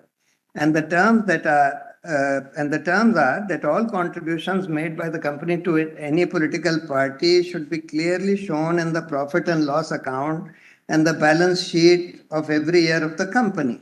Now, even Mr. Sirvai, who was appearing for the Tata, concedes that one way of controlling and curbing this mischief is to give complete publicity to the donations made by trading and industrial corporations to the political funds of different parties. It is essential that the elector should know how a party is being financed and by whom and to what extent. It is necessary in order to decide the credentials of a party to know with whose strength and with whose support it has come to the polls. Mr. Sirvai says that the conditions which the company has voluntarily undertaken to comply with is sufficient to ensure such publicity. In our opinion, it is not. Mr. Sirvai points out that the report of the company will go to 37,000 shareholders and 37,000 keen eyes will peruse the report of the company, but we are not interested with shareholders in this context. That is one section of which we are least concerned or interested in. We are concerned with the millions of voters of this company who can never afford the luxury of buying or holding shares, and it is these people whom we want to protect and whose interests we want to safeguard. It is these people who should know when to go to the polls, when they go to the polls for whom they are voting, and therefore, if publicity is necessary, it is necessary to enlighten these voters as to in what form and under what shape and with whose support the political parties come to polls. Therefore, we will add to the condition already imposed by the learned judge, and we will impose a condition on the order passed by the learned judge confirming the alteration that the company at the end of each financial year will publish in 2 leading newspapers of India, one which must be published in Bombay, a complete statement of all contributions and donations made to it by it to any political party or to any political institution or any political cause. Before parting with this case, we think it is our duty to draw attention of Parliament to the great danger inherent in permitting companies to make contributions to the funds of political parties. Pausing here for a moment, my lord, the Supreme Court of Brazil has prohibited corporate donations to political parties by a judicial order. By judicial order, they have prohibited, they say that corporates cannot be permitted to fund political parties. Here, what we are doing is going exactly the opposite direction. We have even removed that limit of 7.5%. We have permitted foreign funding and so on. It is a danger that may grow and may overwhelm and even throttle democracy in this country. Therefore, it is desirable for Parliament to consider under what circumstances and under what limitations companies should be permitted to make these contributions. As Mr. Sirvai has pointed out, it is only because TISCO did not have such provision in its memorandum and had come to court that we could impose such a condition upon it. The other companies which already have such an object included in their memorandum are under no obligation to publish to the world what funds they are contributing and to whom. Democracy cannot function unless voters have all the necessary information about parties for whom they are going to vote. In our information, 273 is not sufficient check on this evil. Wide power is conferred upon the directors, etc. So they say that Parliament should bring about. Here we are doing the opposite. We are instead of providing for greater transparency, we are removing whatever transparency that existed by this means. Coming back, my lord, to the written submission. So it's a very, very prescient remark made by Justice Chagla.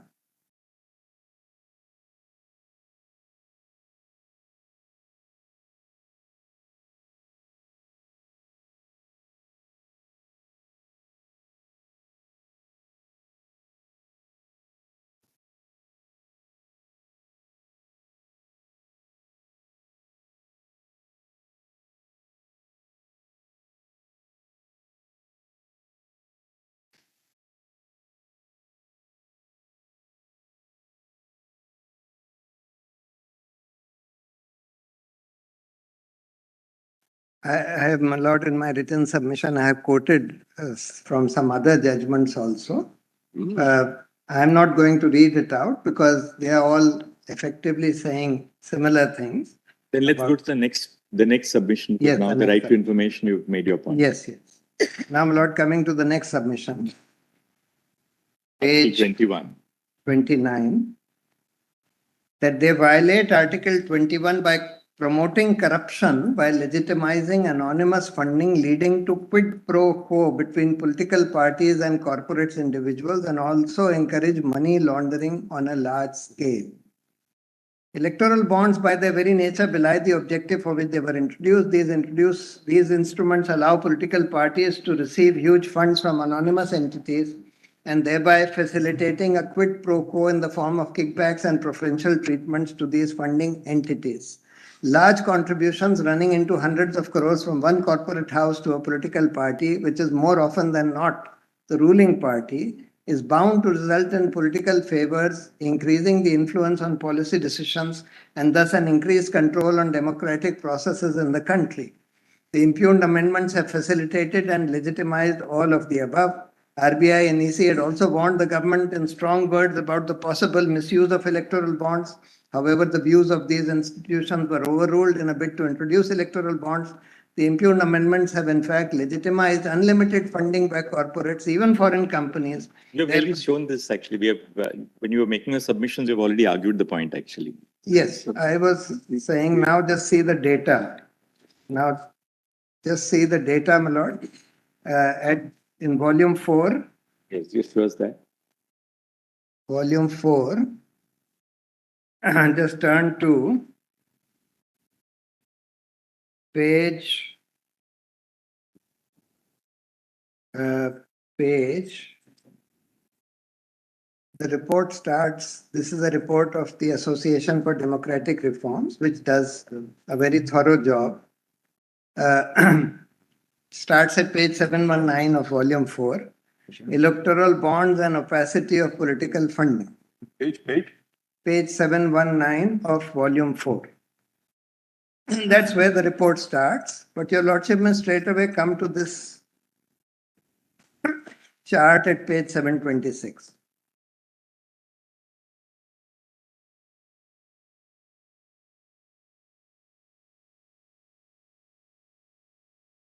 So first is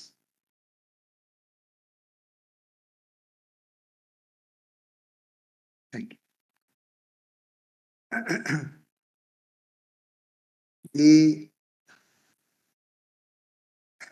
first is that the chart at page 726, which shows that 94.25% or 12,999 crores of the total value of bonds purchased were in denomination of 1 crore, indicating that these bonds are being purchased by corporates rather than individuals.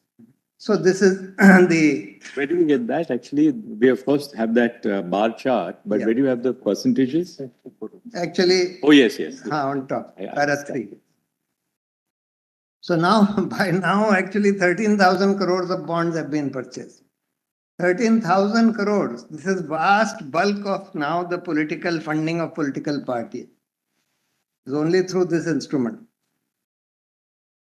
And then the next page, 727. Sorry, not 727. 728. Fix. Now, this was only up till last 5 years, that is up till the financial year 21-22 only, that the bar chart at the bottom of this page 728. Party-wise electoral bonds declared in the audit reports for the last 5 years in crores. Now, if your lordship just sees BJP, the first party, total 5271 crores. Where do you get that? At the first Page? line, page Correct. 728. 728 at the bottom of page 728, party-wise electoral bonds. The bars, the green bars. Yes. At the bottom of total is at the bottom, and party by party it's given. BJP 5271 crores. Now this was only up till 21-22. After that, more than 3,500 crores worth of more bonds have been purchased. That is after between after financial year 21-22, another more than 3,000 worth of electoral bond. But this is up till 21-22. Now see, BJP total is 5,271 crores out of a grand total of 9,191 crores. Grand total is on the right bottom. Mr. Bhushan, I'm sorry.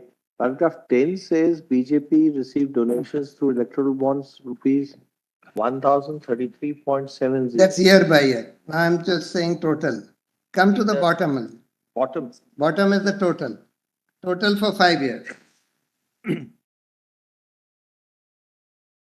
Since the bonds were introduced, at the bottom left of this chart, of this green bar chart, bottom left shows total BJP 5271. Has your lordship got it? Yes. So 5271 is the total bonds Yes. received by BJP. 952 is received by Congress. 767 is received by Trinamool Congress. 63 crores is received by NCP. 383 is received by TRS. 112 is received by TDP. 330 crores is received by YSR. 622 is received by Biju Janata Dal. 431 is received by DMK. SHS is what? 101 crores is received by Shiv Sena. After that, 48 crores is received by Aam Aadmi Party, 24 crores by JDU, 14 crores by Samaj. Now, after that, they are insignificant. Now, if your lordship sees, the only significant contributions are all to ruling parties either at the center or at the states. There is no significant contribution to any party which is not in power in the center or in the states during this period. All these parties are in power, and the central ruling party has received more than 50%, almost 60% of the total contributions.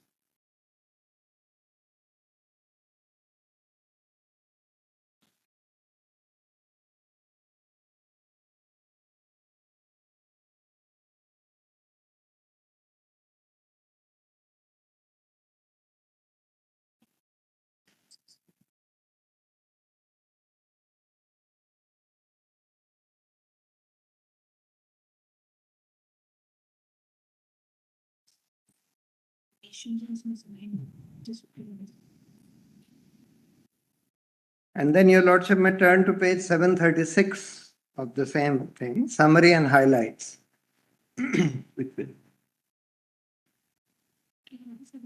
This is for 5 years, no?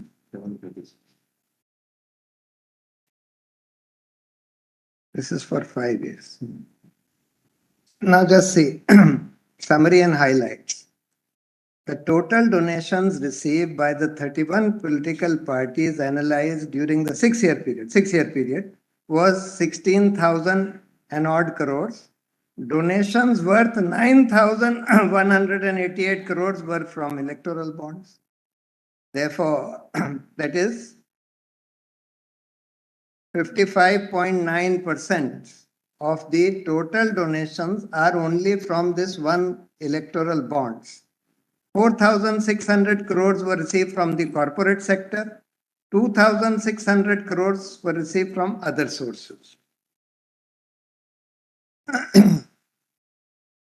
Then para 4, my lord, electoral bonds are the most preferred mode of donations for contributing to national and regional parties amounting to so and so, followed by direct corporate donations worth 4,600. Out of this corporate donation, my lord, large percentage would be through electoral trusts, which are also kind of semi-anonymous, though not fully anonymous.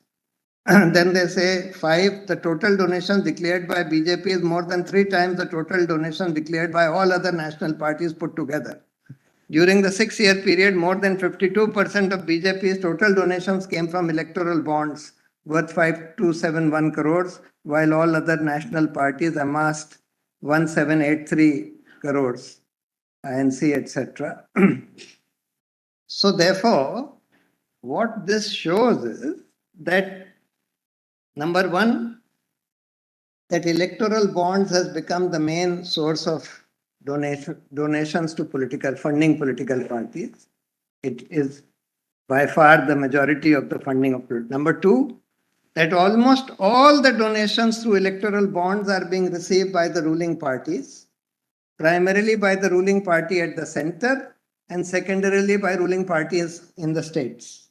Number three, that essentially all the donations, because 94 point some percent are in denominations of 1 crore and the remaining are in denomination of 10 lakhs. Virtually nothing below that, almost not even 0.1% below that. It's all 10 lakhs and 1 crore. So therefore, is mostly corporate funding. And then, my lord, I now want to show some interesting facts about who is giving this money.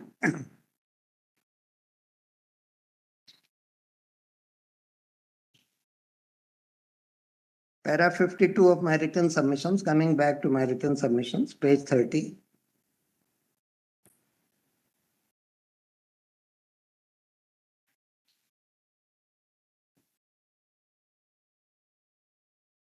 A company which is investing in a particular political party does so with an expectation that the receiver of such enormous funds, which is either already a party in power or a party, whenever it ascends to power, will bring about favorable policies, legislations, regulations, and executive orders, as also favorable contracts going to the donor company, their friends and allies. This quid pro quo arrangement between the parties, politicians, and corporate entities is a premeditated and the most sophisticated arrangement where instead of breaking a rule or regulation, the system is just bent enough in such a way so as to benefit the corporate or the rich donor. In this scheme of things, the party, the only party at loss are the citizens. This can be used as a kickback one. Yes. And I'm saying that there is circumstantial evidence showing that it is being used as a kickback, because circumstantial evidence is that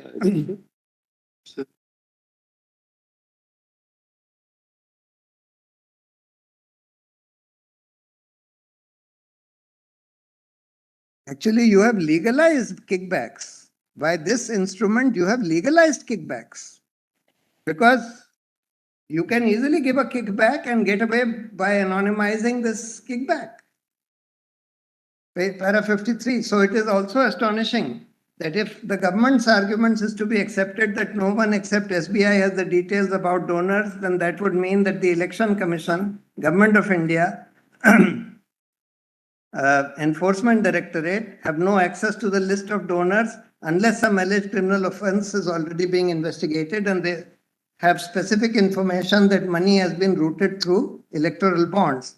This means that it is easy for electoral bonds, which are in the nature of bearer bonds, to be used for corruption, money laundering, and violations of FCRA and illicit contributions to political parties.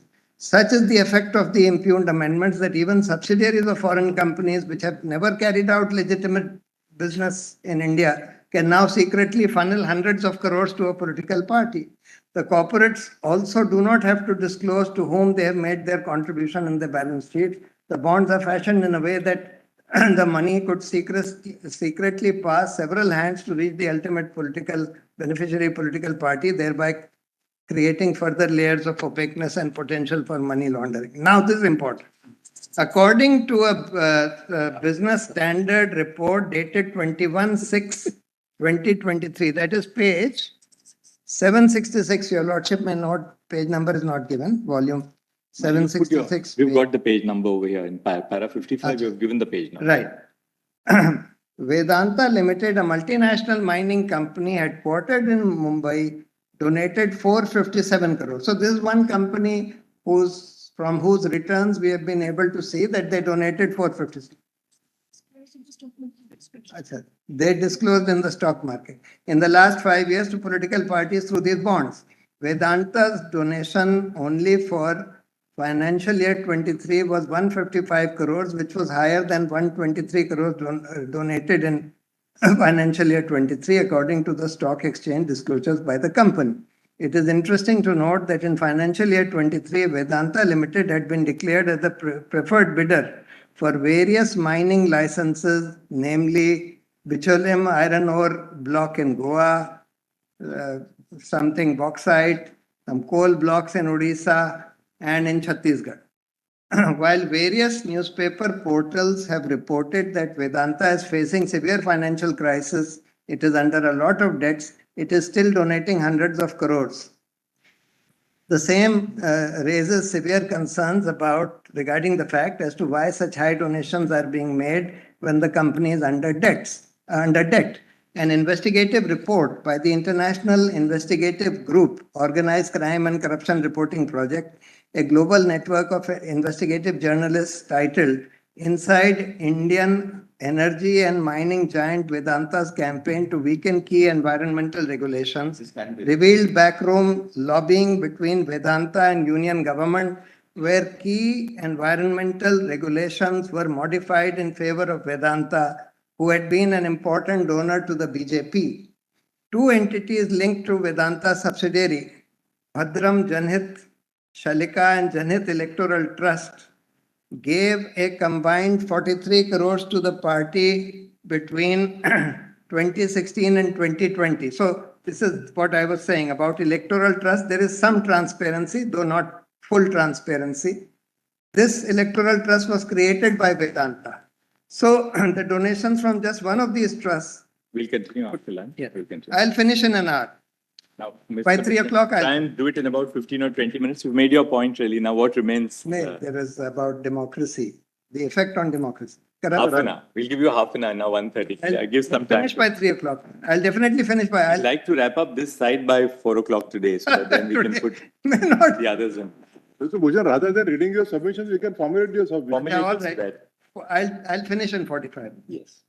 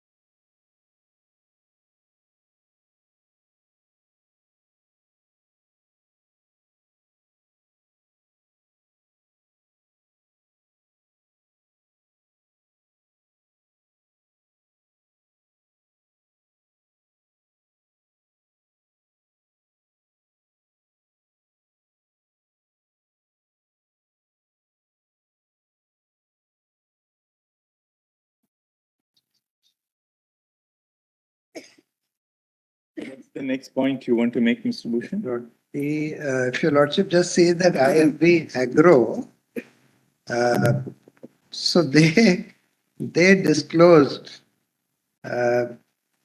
under page volume 4, page 784. I told your lordship that Vedanta has been given various contracts, several. They already told us that in spite of it being in losses, still it is paying such a Not- amount. Yeah, not just losses. I'm just saying that there are a number of mining contracts, etc., that Vedanta has been getting. It's also one of the largest donors of electoral bonds to political parties. So that much we know. Now, just see this IFB agro case, page 784 of volume 4, document 77. These are just examples which will show that there is substantial indication that these bonds are being given by way of kickbacks to influence either government decisions or influence government policy. Now, just see 784 of volume 4.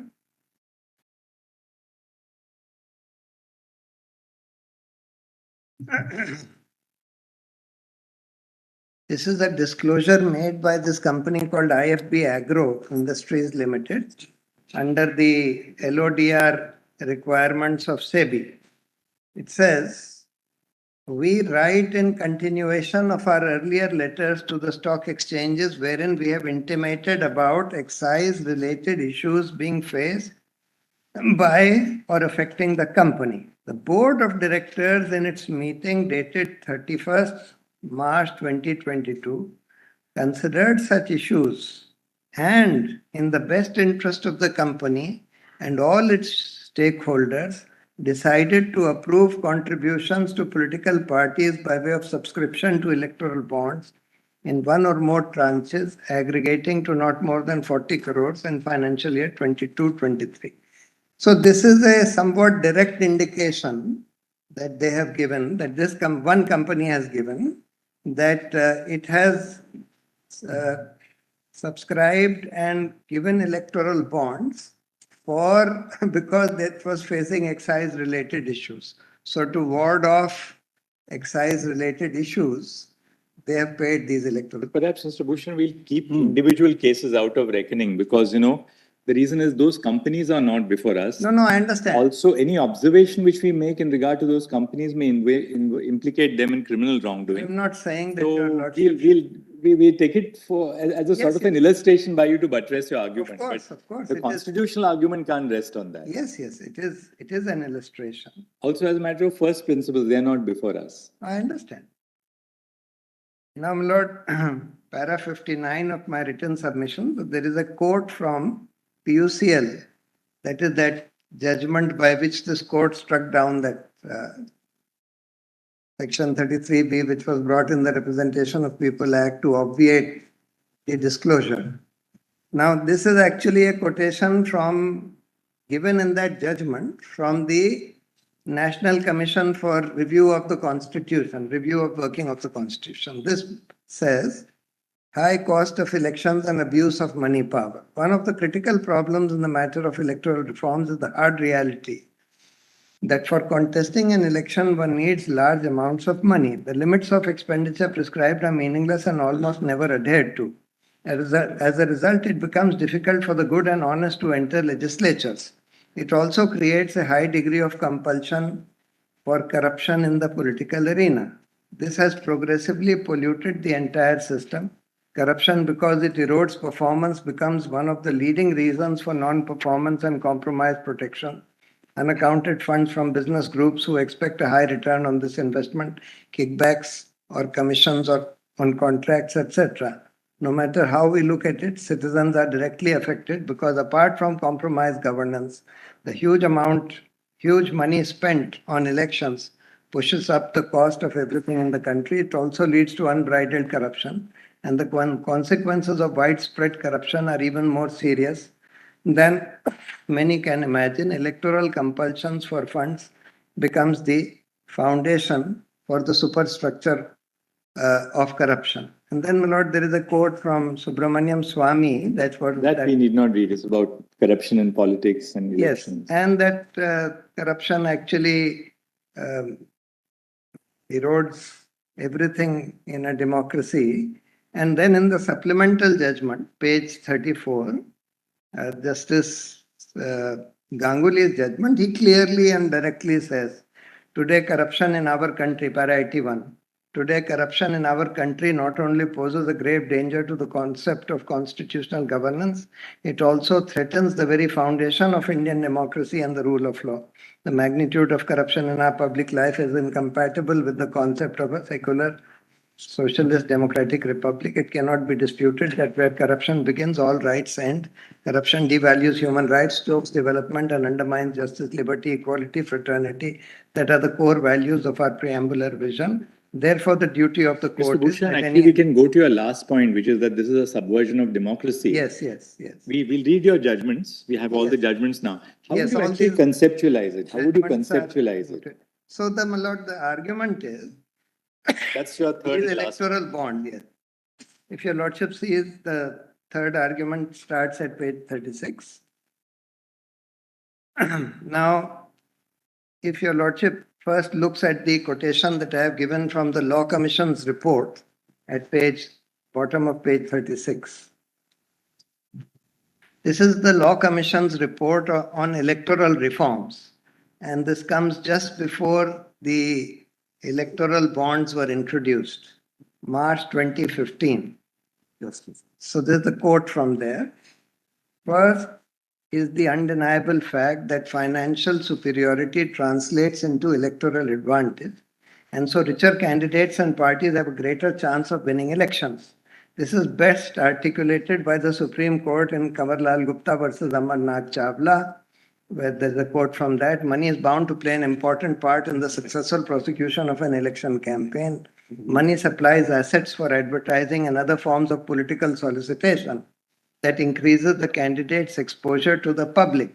Not only can money buy advertising and canvassing facilities such as hoardings, posters, handbills, brochures, etc., and all the other paraphernalia of an election campaign, but it can also provide the means for quick and speedy communication and movement and sophisticated campaign techniques, and is also a substitute for energy in that paid workers can be employed where volunteers are found to be insufficient. The availability of large funds does ordinarily tend to increase the number of votes a candidate will receive. If therefore one party or individual has larger resources available to it than another Can we individual. formulate it like this? Yes. Maybe your submission will be like this, that a party in power Yes. is in a much more vantage position to secure a greater amount of funding through the electoral bonds Yes. because of its ability to dole out a quid pro quo in the form of government contracts or government leases or licenses or concessions. Or policy changes. Or policy changes or which will given- benefit that particular industry. Or warding off excise issues, etc., etc. So there are all those. All those And favors. all those favors. Yes. And by therefore concentrating the allocation of electoral bonds to the party in power, this is a very important source of perpetrating power. And therefore it is contrary to democracy. Yes. In fact, I think that could be the formulation, yes, really. today, money is universally recognized by the Law Commission, by various bodies, including judgments of this court, that money power or the very unequal use of money power erodes the concept of free and fair elections or a level playing field in elections, etc. And what this electoral bond is doing is that it is further making that playing field uneven by, as I showed, my lord, almost all the electoral bonds, 99.9% have gone, either more than 50% have gone only to the ruling party at the center. And the remaining, almost all the remaining have gone to ruling parties in the states. Only one party, I am told, that is CPM, which is before your lordship, has consciously refused to take electoral bonds. So even though they are the ruling party in one state, they have not received any electoral bonds. But otherwise, almost all the electoral bonds have gone only to ruling parties. And therefore, and electoral bonds cannot even be taken by smaller parties which receive less than 1% votes. And they cannot be taken by individual candidates. Therefore, what this instrument is doing is, by privileging the ruling parties, because it's an easy way of getting your policies changed, your decisions changed, various other favors from the ruling parties. Obviously, favors can only be given by the ruling party, the party which is in control of the government. Therefore, it is further skewing the level playing field in elections. It was already skewed. But instead of setting that right, in fact, Lord, there should have been a limit on the expenditure of political parties.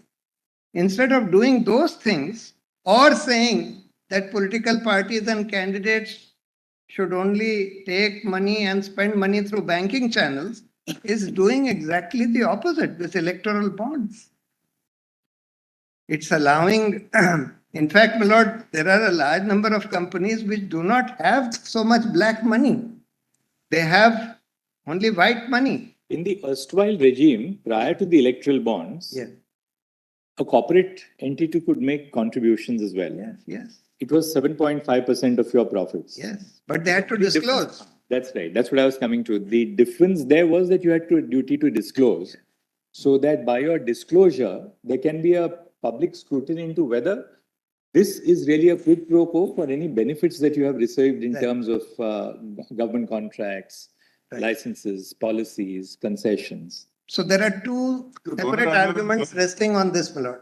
One is that this is promoting corruption. This instrument of anonymized donations is promoting corruption. That's one separate argument, and corruption has been held to be part of, or a corruption-free society is part of Article 21 rights of the citizens. So this is one argument. The other argument is that it is actually eroding democracy itself, because it is skewing the level playing field between ruling parties and opposition parties on the one hand, and between parties and candidates on the other hand. And another point, perhaps, which you may also want to explore is that this is not an anonymized donation in relation to the donee. It's an anonymized donation in relation to the rest of society.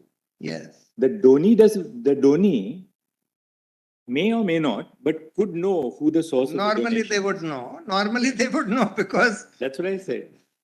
Yeah. So, according to you, therefore, when you say anonymized donation, it's not really anonymized in relation to the donee who Correct. receives the fund. Absolutely, absolutely right. It's anonymized for the rest of society. It's anonymized in terms of the disclosure of the name to the wider public. Yeah. So it's anonymized at two ends. It's anonymized at the end of the company or the person who buys the bonds by the scheme itself, meaning that nobody else other than the person and the state bank can come to know who's buying the bonds. And law enforcement agencies, if they are investigating some act of corruption in relation to these bonds, etc. The second is that the political parties which receive. That because of the exception carved out in the rules, the investigating agencies can verify that. But obviously, the general public is not aware of that. Yes, yes. General public will not come to know. So therefore, my lord, it's at the one hand, on one hand, it is promoting corruption and thereby violating Article 21 rights. And on the other hand, it is skewing the electoral system in favor of the ruling parties and in favor of parties vis-a-vis candidates, further skewing. But Mr. Bhushan, even if the earlier regime was there, Yes. the donations to the ruling party will be always more sizable in number compared to the non-ruling party. True to some extent, yes. They would be more sizable in number, but I am saying that here, So whether we have this system or the earlier system, so here you are giving kickbacks. Earlier, Earlier system also it could have been, but at least the donor and Tony, they had to make the disclosures. there you could be prosecuted. If you had given donations to a political party who in turn had given you some favors by way of mining contracts, etc., you could be prosecuted for corruption.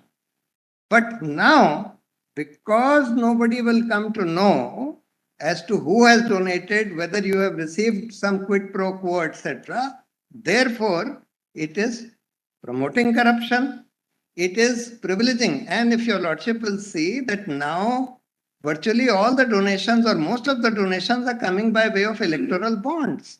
So therefore, and the bulk is going to the ruling party. At And the in the, center. in the case of a company, Yeah. now even the shareholders will not be told Yes. who you are contributing to. Correct, correct. The shareholders will only be given Yeah. the net result Correct, that we have contributed as a company 250 crores this year. correct. Shareholders now have no access to who you have contributed that amount to. That's why in that Justice Chagla's judgment, that Tata judgment, they said that, yes, we are allowing you to change your memorandum because you are permitted, but you will have to advertise in the newspapers saying where and to whom you have donated. And they said that we are doing it because they have come to us with permission to amend the memorandum, but other companies may have already this provision in their memorandum or in their articles that they can donate to political parties. And therefore, at the end, they have cautioned that we are now advising Parliament to bring in a law which will make it mandatory for public disclosure. Of course, even earlier in the regime, citizens could find out who has donated to whom, because even when companies donated to particular parties, they were still obliged to maintain accounts and disclose their accounts in the company website. But ordinary citizen is not expected to be able to go through all the websites of all these 23 lakh companies to find out who has donated to whom, etc. Therefore, they said in that judgment that we are placing this condition upon you that you disclose it by way of advertisement to the public. And they said that because this requirement is not there for other companies who may already have political donations in their articles of association, therefore we are now advising Parliament to bring in a law to make this disclosure compulsory. Now, instead of doing that, we have gone exactly in the opposite direction. That we have now anonymized to the public even that possibility of coming to know from the returns of these companies who has donated and to whom, because that has been removed. So therefore, my lord, my submission is that this will destroy democracy. It's already, my lord, our democracy was almost a money game. It had become a money game.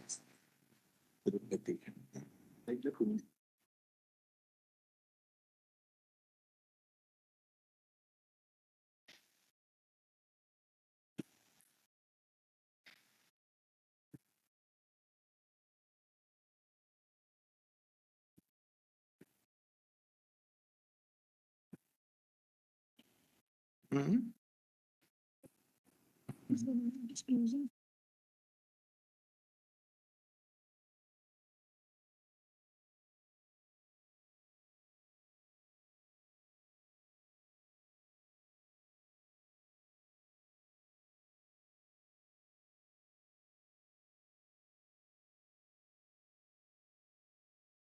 Got your third point also. You made your point.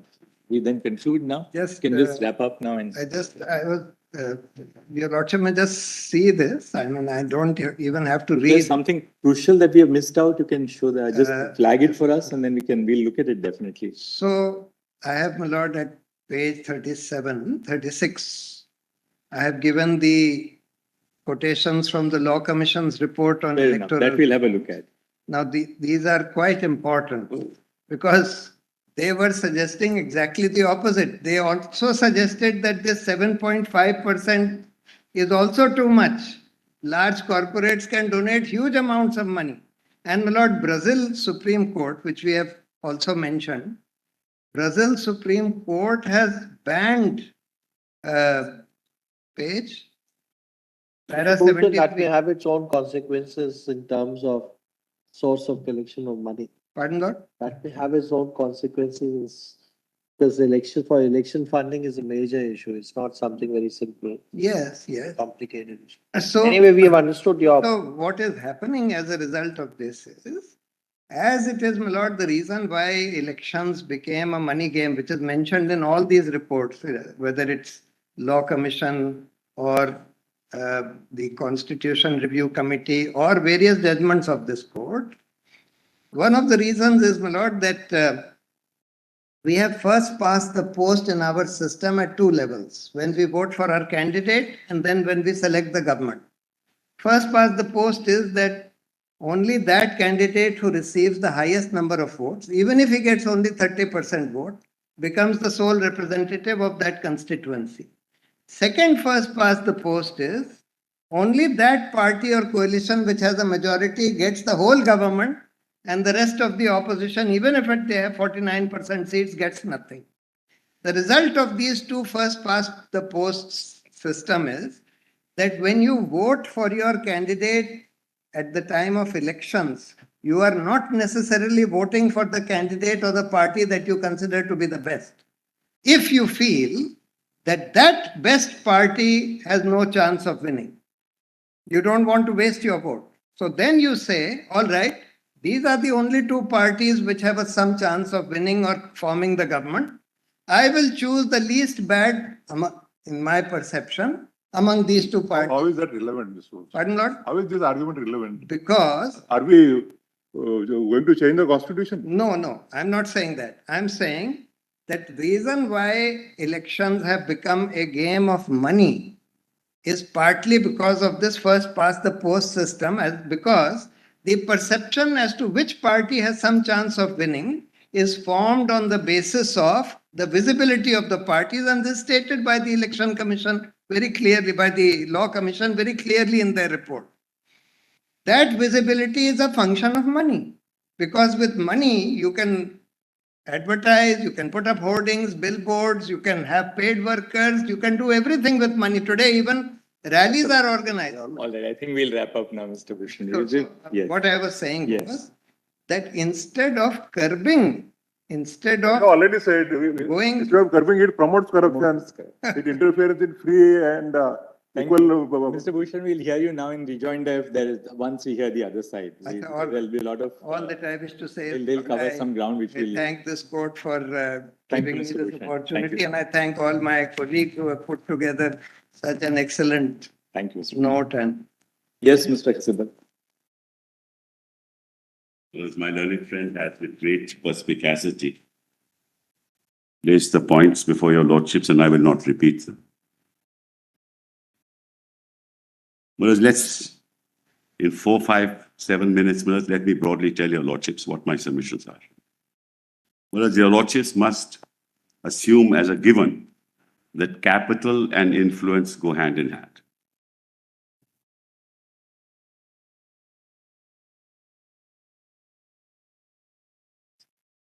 In fact, under the very concept of a market economy, capital symbolizes power. And it may be in any sector of the economy, as it is in politics. The more capital you have, the more power you have. That's number one. Point number two, the electoral process must be such that it must provide a level playing field to all participants. Fair and free elections, or free and fair elections, is the basic structure of the Constitution. Concept number two. Just a second.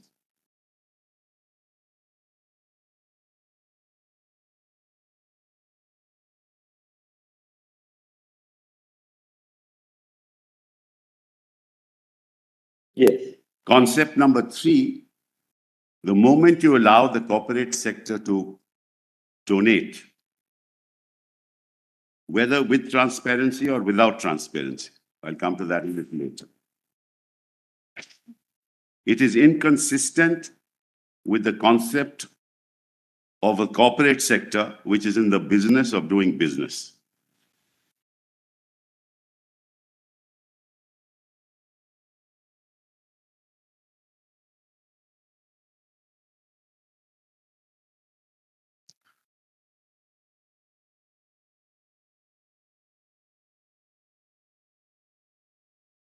You have a memorandum of association which tells you what the objects of the corporation are.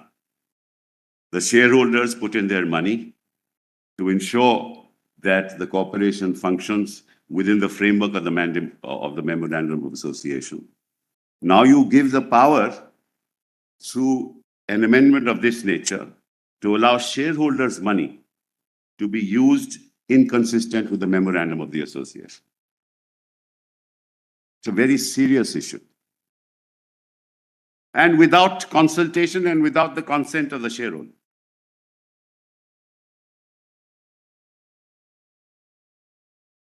Under which law, and I ask myself this question, can this ever be allowed?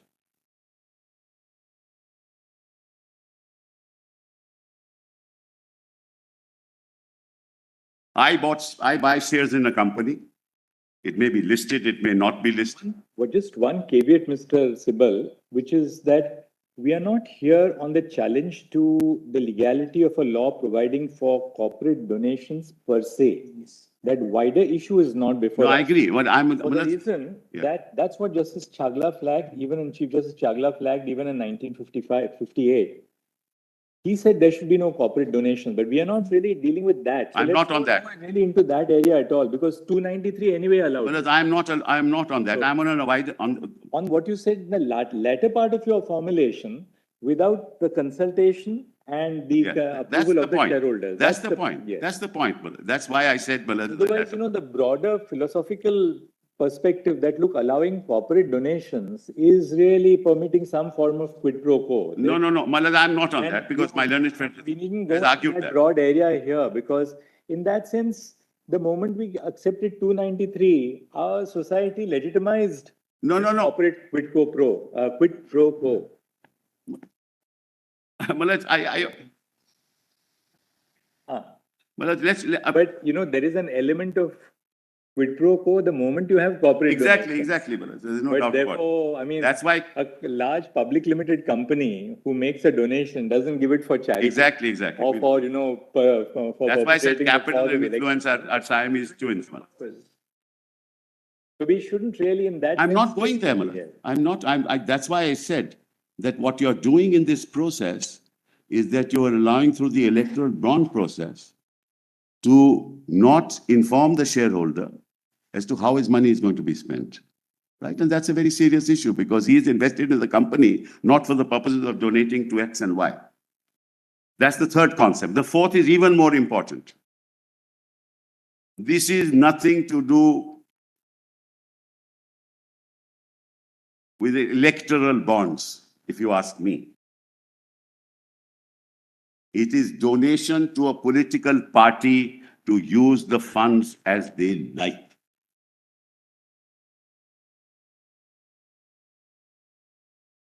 The nomenclature suggests electoral bonds means this is for the purposes of the election.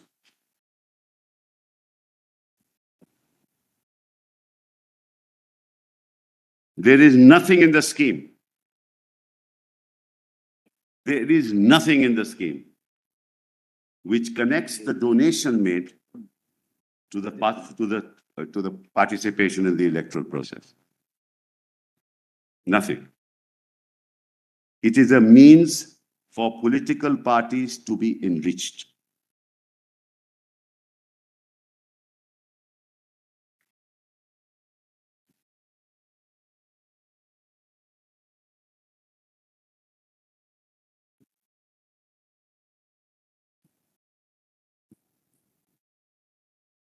Why do I say that? I make a donation of 10 crores to a political party through an electoral bond. The political party opens a current account and 10 crores goes into that account. Now that political party can actually give that money to the mainstream media channel and say, you propagate my ideology. Or give a present to somebody. Or do what you want to do with it. There are no spending requirements. None, zero. That's the most serious issue. Because you can spend this money any way you like. You can build your offices. You can build your offices all over the country with that money. You can set up a whole internet network throughout the country with that money. You can use advertising campaign for whatever you like with that money. Show your face 20 times a day. And see the nexus.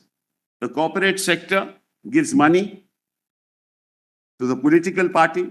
The political party and the corporate sector owns a media house. Just look at the nexus.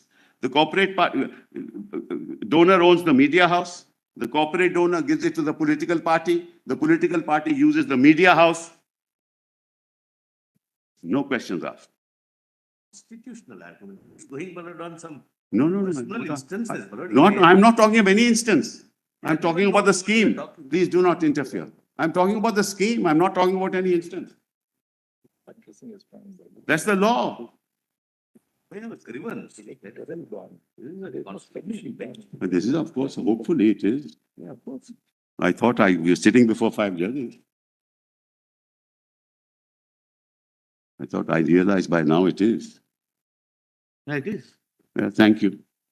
Got to know about it from you.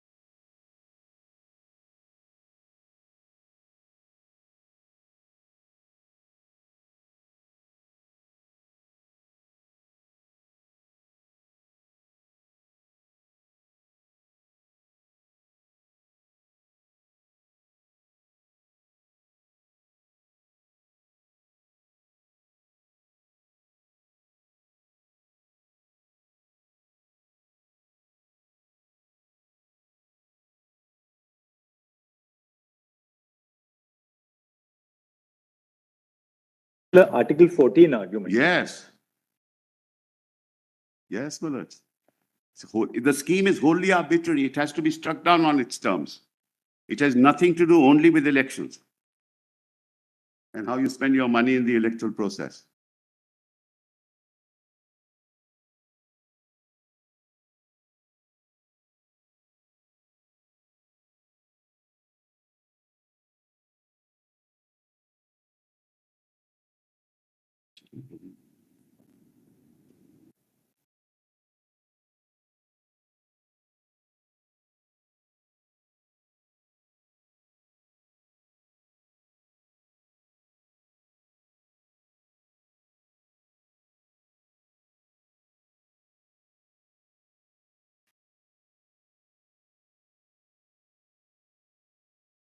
Now, let's kindly have a look at volume 4 and PDF 142. These are FAQs, Mullah, that were asked where the scheme was from the SBI. 142. 140. Yeah, first I'll show you, Mullah, 130, 138. Which is a given, Mullah. Actually, I need not even mention this. At 138, the question is, what is the minimum and maximum limit for donation? The minimum amount for donation is 1,000. There is no maximum amount. 138, Mr. Sibal. Question, Millet, Act 31. 31. Yeah. Just note it, Millet. We Lordship know, you know about it already. That's okay. Now come to 142.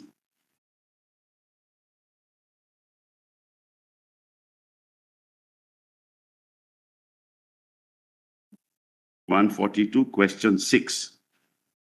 Can a political party use this current account for other operations also? Answer is yes.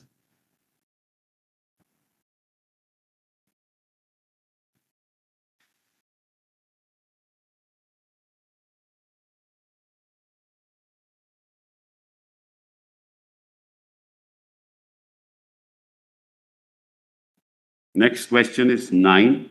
Can political party close this current account after the election? The account may be continued for normal banking operations. However, if required, the account can be closed at any time by the political party.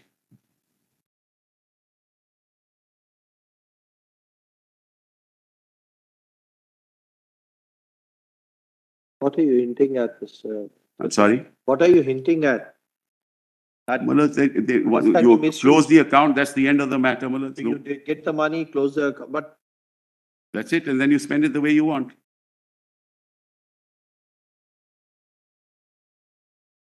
Well, this is not a scheme for, well, I can understand. Well, quite frankly, I can understand the corporate sector being told that we impose a cess like education cess. You impose a cess on the corporate functioning of companies. With that cess, you have capital, and capital you distribute in accordance with the representation in the Lok Sabha. So everybody has the same amount, and the same money can be used for that. What you are doing now is entirely different. You are saying you give me as much money as you want to give me. That Aziz argued, Mullah, that So your submission is this is not money for electoral participation, but money for enriching the political party, Yes. individual party. is just enriching the party. There are no spending requirements. No, There's no what's- auditing no- requirement as to how the no money is accountability. utilized, nothing. No accountability. Absolutely no accountability. What's the next point? The last point, but the Yes. fifth point, is that in fact it protects the nature of the scheme protects those who have committed a crime.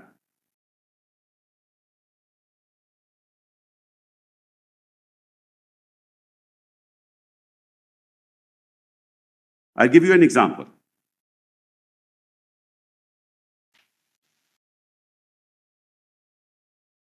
Under the Prevention of Corruption Act, Section 7 of the Prevention of Corruption Act, you give money to a public servant. Members of parliament are public servants. Many members of the political party who are in the fray are public servants.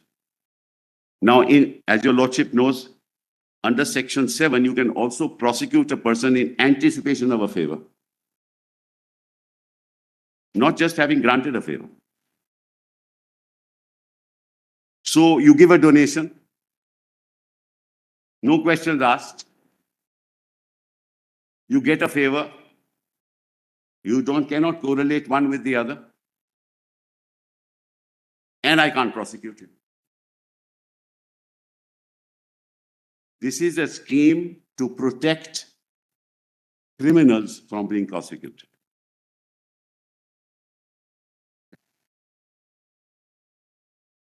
Just read Section 7 with me. Of the PCI. Prevention of Corruption Act.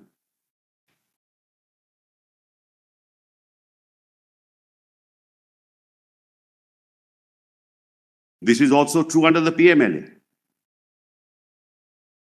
Because a predicate offense has been committed, it results in proceeds of crime. You'll never get to know.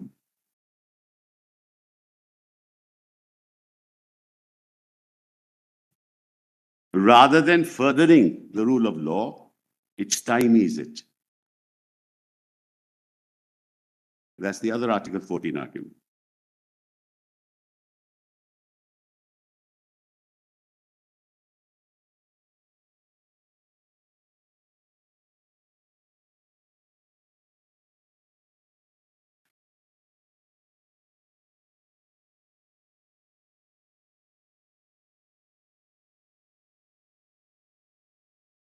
You'll never know who bribed whom, how much was the bribe for, what quid pro quo was there.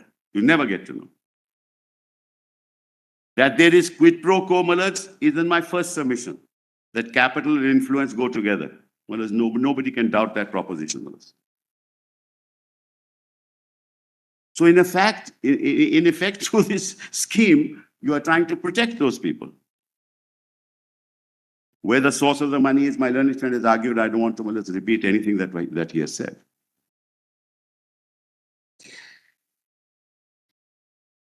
And let's see what is the scheme. If it's less than 2,000 rupees, it's cash. If it's more than 20,000 rupees, the name of the donor has to be given. And if it is electoral bonds, nothing. That's the 3 layers of the scheme. So while the donor's name will be given if it's more than 20,000 rupees, right? And so ordinary, ultimately, let's put it this way. This constitution is for the citizens of this country to participate in the election. The corporate sector is not a voter. The citizen is the voter. The citizen is entitled to contribute. If he gives more than 20,000 rupees, his name will be there. But the corporate sector, who is not a citizen, can donate 10 crores, 100 crores. His name will not be there. What's the rationale for that? I, as a citizen's name, it will have to be disclosed. So, is the corporate sector being granted a privilege over a citizen of this country? That privilege of anonymity? How is he more privileged than a citizen who is at the heart of the Constitution of India? How is he being given a preferential treatment? Why? Because you want to enrich yourself through this scheme. And enrich yourself because you're in power. Whereas the opposition may be in power in a state. They will also enrich themselves. This is not political. Because all business will actually be attracted towards this scheme because this is one way of getting access. I just pardon me, Maharaj, for saying so from personal experience. If people donate, Maharaj, we know who is donated. He will give me a call and say, sir, I want to come over. I will hear him. But if I don't know his name who is donated, Maharaj, I won't listen. How many calls will I answer? So you get access, straight away you get access. And all this anonymity that we're talking about is really not anonymous. Because the person who donates will go and tell him orally that I gave you such and such money. This is the amount I gave you, 100 crores. Only he will know that he gave. The anonymity would exist only if it was truly fungible. That's right. In which case, if it's truly fungible, like a demat account, in which case, you give it to, say, the election Then it's commission, anonymity. and then then it becomes anonymous. That's right. Now it is not. In fact, it is not anonymous if you ask me. That's my submission. Because I have given 100 crores, I know that I bought a bond. My learned friend, Mr. Shant Bhushan said, no, he gave it to a third person, doesn't matter. But who is interested in that bond? The person who I bought the bond. So I will go and tell whoever I want to tell that I gave you. So he doesn't have to go to the State Bank of India. Let's talk practical politics. He doesn't have to go to the State Bank of India to find out. Nor does the State Bank of India have to disclose it. The person who gave it will disclose it. Because he knows why he gave it. So what is anonymous about this? This is protecting the rich. There is another thing.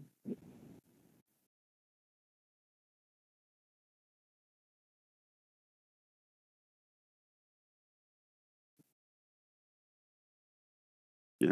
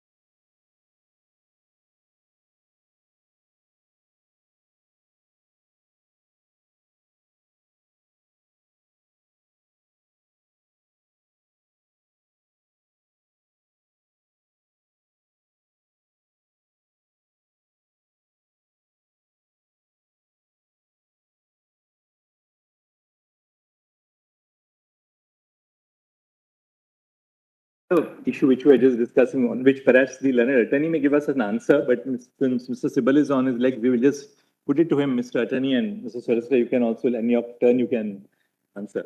Suppose A purchases the bond. Yes, A purchases bonds worth X amount, 100 crores. yes, A is only the person who's been put up to purchase the bond because That's that awesome. A has a KYC, etc. yes, yes, yes, A has to only physically hand over the bond to B, yes, right? Who's in, or B gives it to C, who will in turn give it to a political party. correct. Now, B, there is no control over the transaction between A and B. Yes, So B can trade on that bond for cash or for Yeah. whatever other consideration. yes, yes, B acquires that bond. yes, B hands it over to a political party. yes, Or B gives it to C and C hands it over to the political party. yes, The person who has satisfied the requirement of the transaction being through the normal banking channels is A, the purchaser, the ostensible purchaser of the bond. correct. But this does not obviate the fact that the people who are really Behind it. Yes, that they have used authorized banking channels. yes. All that they have to do is that the Get somebody's it says KYC. trading is prohibited, Yeah. but there's no way you can prohibit trading in the Absolutely. bond. Absolutely. Mullah.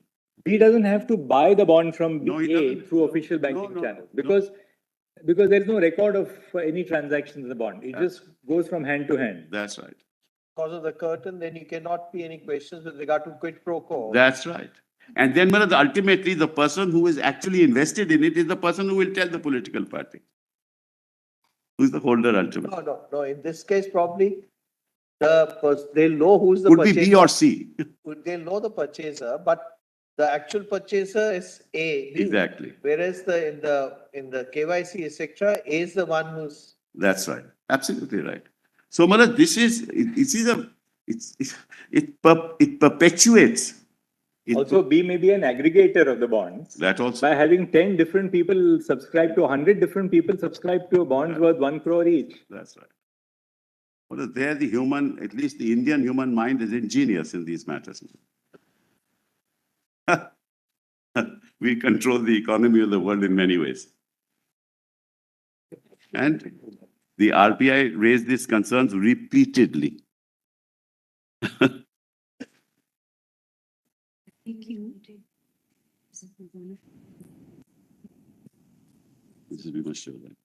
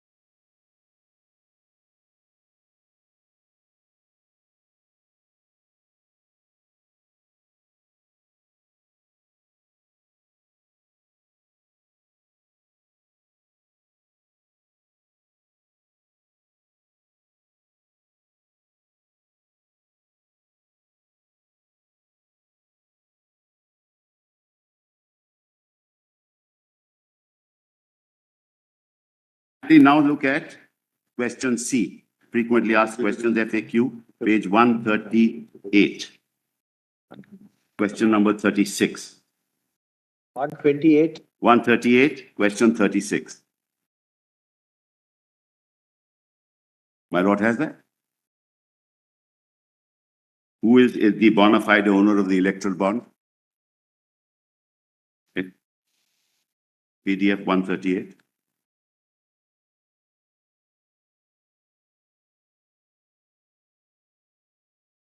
Who is the electoral owner of that? Who is the bona fide owner of that bond? Electoral bonds are bearer banking instruments. It's exactly what my Lord the Chief Justice said. And the holder of electoral bonds is the bona fide owner of the same. Nothing can be more anonymous than this. All that you need is the KYC, that's it. And then see 17 at page 31. Sorry, page 131, PDF 131, question 17.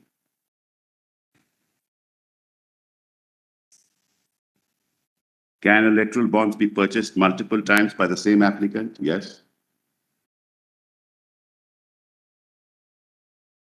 Yes, every application will be treated as fresh request for electoral bonds purchased, and every time fresh KYC documents will be given. So you'll have bond brokers, you'll have in-betweens, you'll have all kinds of people participating in this. So it's not just a question of transparency, Malak. It's much wider than that.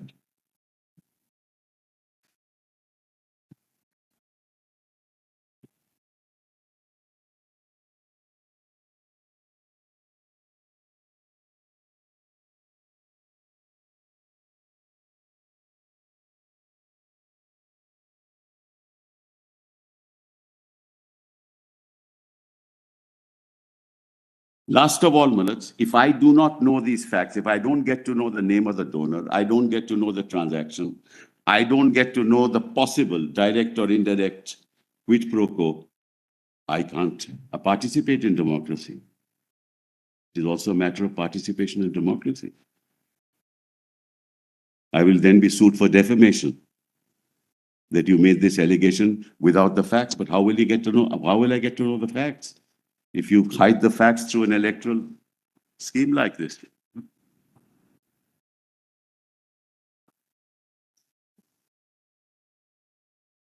I can't raise questions in Parliament. I can't raise questions outside Parliament. Because the scheme, Malak, has no definite objective.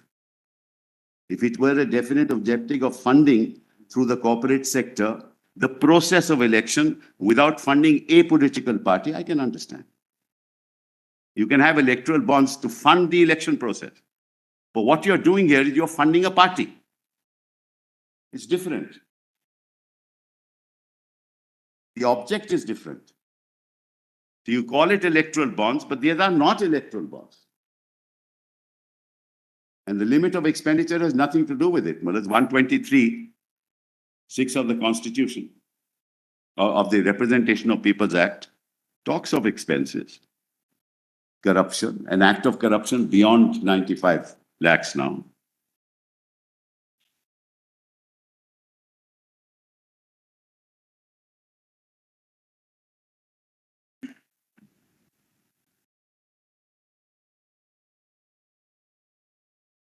So the larger issue that your lordships will have to consider that this is no part of participatory democracy at all.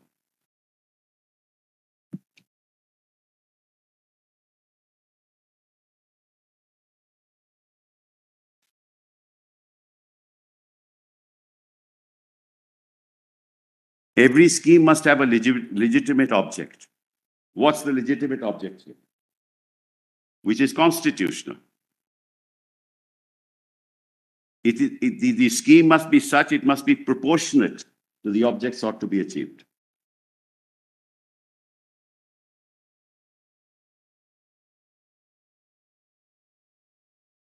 And the underlying principle under the Constitution is free and fair election, which is a basic feature of the Constitution. How are you serving these three purposes, Malak? You are serving none of these three. No legitimate object because it is not limited to the elections. No proportionality because it's unlimited. And no free and fair elections because my learned friend has shown to your lordships how heavily it is loaded towards the party in power.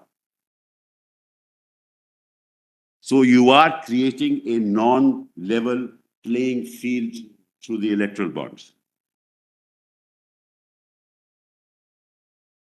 And that's violative of 324.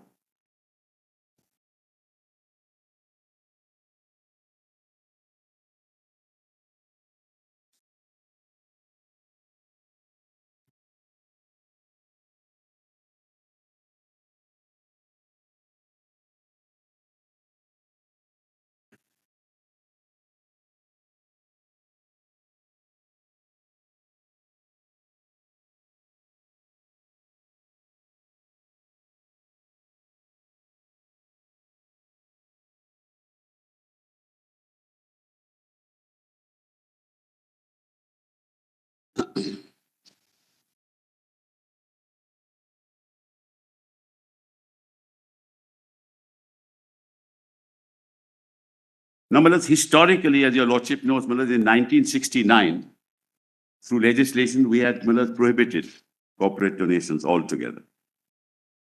And then 1985, Malas, through an amendment, we said, okay, the corporate sector can donate, but only to the extent of 5% of the average earnings in the last 3 years, 3 financial years. 5% or 7.5%? I'm sorry? Initially 5%. Whereas 85 was 5%. Then through an amendment, it was 2013 Act, it was changed to 7.5. 2013? The Companies Act. Well, actually, I've put it all in the written submissions, but because my learned colleagues are waiting for me to end, so I'm not wanting to take their time, Malas. Your lordships have said that do it, be as short as possible. But whatever I have said to your lordships, Malas, are the propositions that emerge from the scheme itself.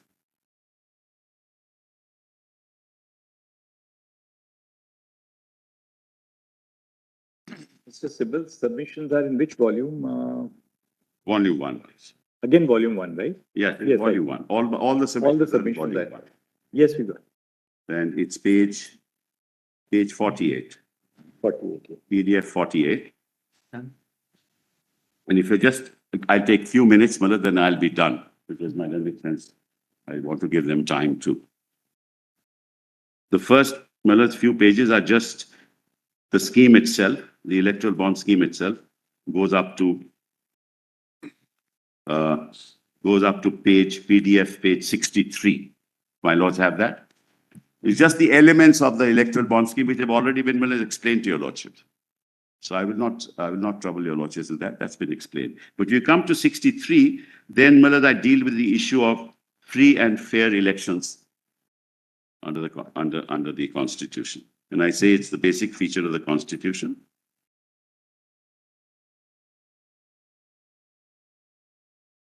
And it's now recognized that para 15, Malad, I say, as will be developed below, any nature of funding that is opaque and that seeks to hide the source of funding is contrary to the spirit of free and fair elections, which is part of the basic structure. That's the transparency argument, plus the free and fair in the context of which, in the context of my submissions before your lordships now. Then election is a vehicle of representative democracy. I've given judgments, Malad, page 66, and then para 17 at 66. Is the constitutional mandate of free and fair elections under the principle of universal adult franchise is the central pillar of our democratic culture. Under our political system, elected representatives do not have any political legitimacy independent of the will of the people and must discharge their duties in public trust. But it must never be forgotten that this constitution is citizen-centric. It is for the citizens to decide to donate. If you want corporate funding, then that corporate funding must be for the electoral process. It must not be for political parties. Otherwise, it will not be free and fair election.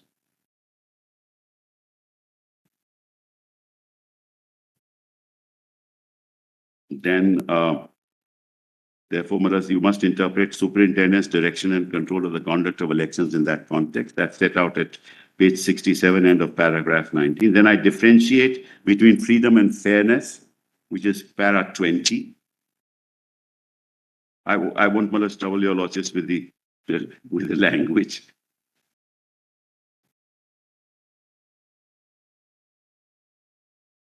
And para 24, I say economic power at page 68. Economic power presents a grave risk to any level playing field between individual citizens and groups and can give some voices a disproportionate say in deciding the agenda of the political parties and hence the laws and policies that will govern the entire country. In pluralistic democracies like India, practices must emerge that preserve the equal voice of all citizens and that ensure that the special needs of all groups are heard. But if the voice of the corporate sector drowns the voices of citizens, that's a very dangerous trend in democracy.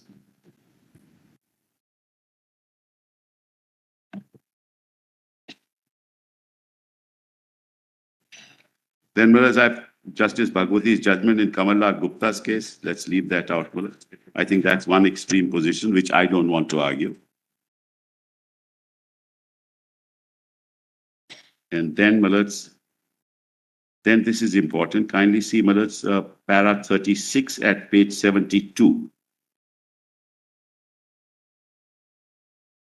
Reiterating my learned friend's submission that it's the voters' right to know. That's fine. And this whole concept of black money, I mean, I don't understand. The cash that is given below 2,000 can be black money. The 20,000 rupees has to be disclosed. That also can be black money. Because you can say cash in hand, 20,000 rupees. And the electoral bond can also be black money. And over and above that, there is black money. Because there is cash that doesn't go into electoral bonds. So what is this black money issue about? The kind of extravaganzas that we see, Malas, is what? Is it white money? So this has nothing to do with black money. This is the case of the government. That black money was used earlier, no doubt. Black money is used today, no doubt. There is more cash in the market than it was in 2014 or 2019. That's government's own statistics. So black money is a bogey. And all three elements can be part of black money. That can't be an argument. So dealt with. And then, so the three issues, Malas, I have raised at page PDF 75, whether corporate donations should be allowed at all, but that's not a question that your lordships has to answer. If yes, what kinds of companies should be allowed to make such donations? If corporate donations are allowed, what cap of net profits should be set? And who is the appropriate body within the corporation to authorize such donations? That's if you agree to all what the other side says. If you agree to what the government says, then these questions will arise. But that's subject to my submissions that I've made to your laws.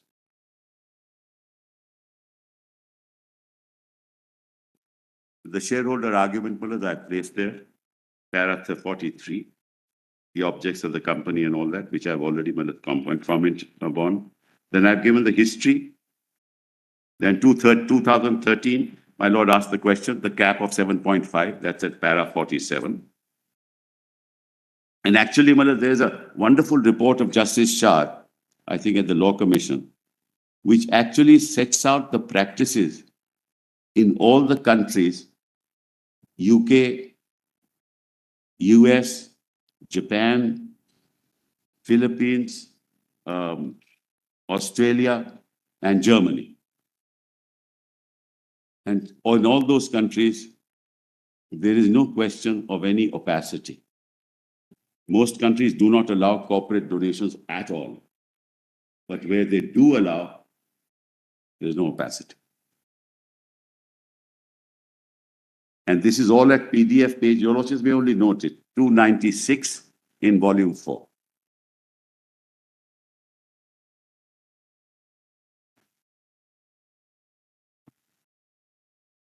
Hmm?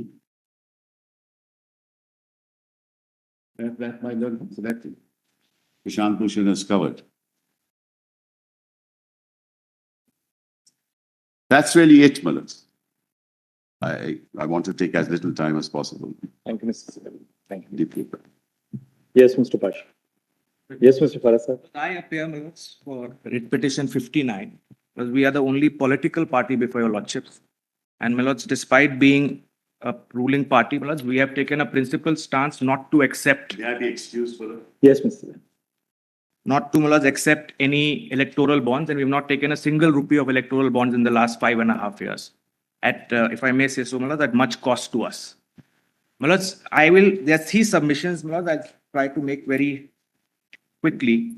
My lords, first, That report of the ADR, it says that your party has got some electoral bonds also. no, my lords, that's because they gave us this thing. We have just given the detail because they asked when your lordships order, when the order was passed that every party has to disclose details. So we would have just responded saying that we have not taken any electoral bonds. There's no question of taking any. This is a principal stance. We have not taken it. Plus, the first submission I intend to make plus 3 submissions. Plus, the first submission is that the architecture and effect of the electoral bond scheme is not to reduce black money, but to reroute non-anonymous banking channel funding to anonymous electoral bond. Please repeat. Plus, the architecture and effect of the electoral bond scheme is not to reduce black money funding, but to reroute the non-anonymous banking channel. Well, that is the conventional banking channel available. Not to, To- architecture and effect is not to. Not to reduce black money funding of political parties, but to reroute the non-anonymous banking channel funding, But to reroute, the non-anonymous banking channel funding to anonymous electoral bonds. To reroute. Non-anonymous banking channel funding to anonymous electoral bonds. Well, that's the first submission. The second is that the legally ordained informational black hole, which this creates, the electoral bond scheme creates. It's a legally directed information black hole,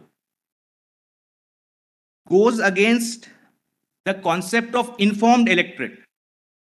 Under 19(1)(a), read with my lords, Article 326 of the Constitution, both. So it goes against the principle which is constitutionally mandated of an informed electorate under Article 19(1)(a), read with Article 326. And my lords, the third submission for your lordship's consideration is that it violates the right to conscience under Article 25 of individual shareholders, because they don't know where their money is, what their money is being used for. I'll try to make that. Mr. Sibal also argued. Mr. Sibal argued, but he didn't pitch it on right to conscience under 25. I'm specifically saying it violates right to conscience under Article 25.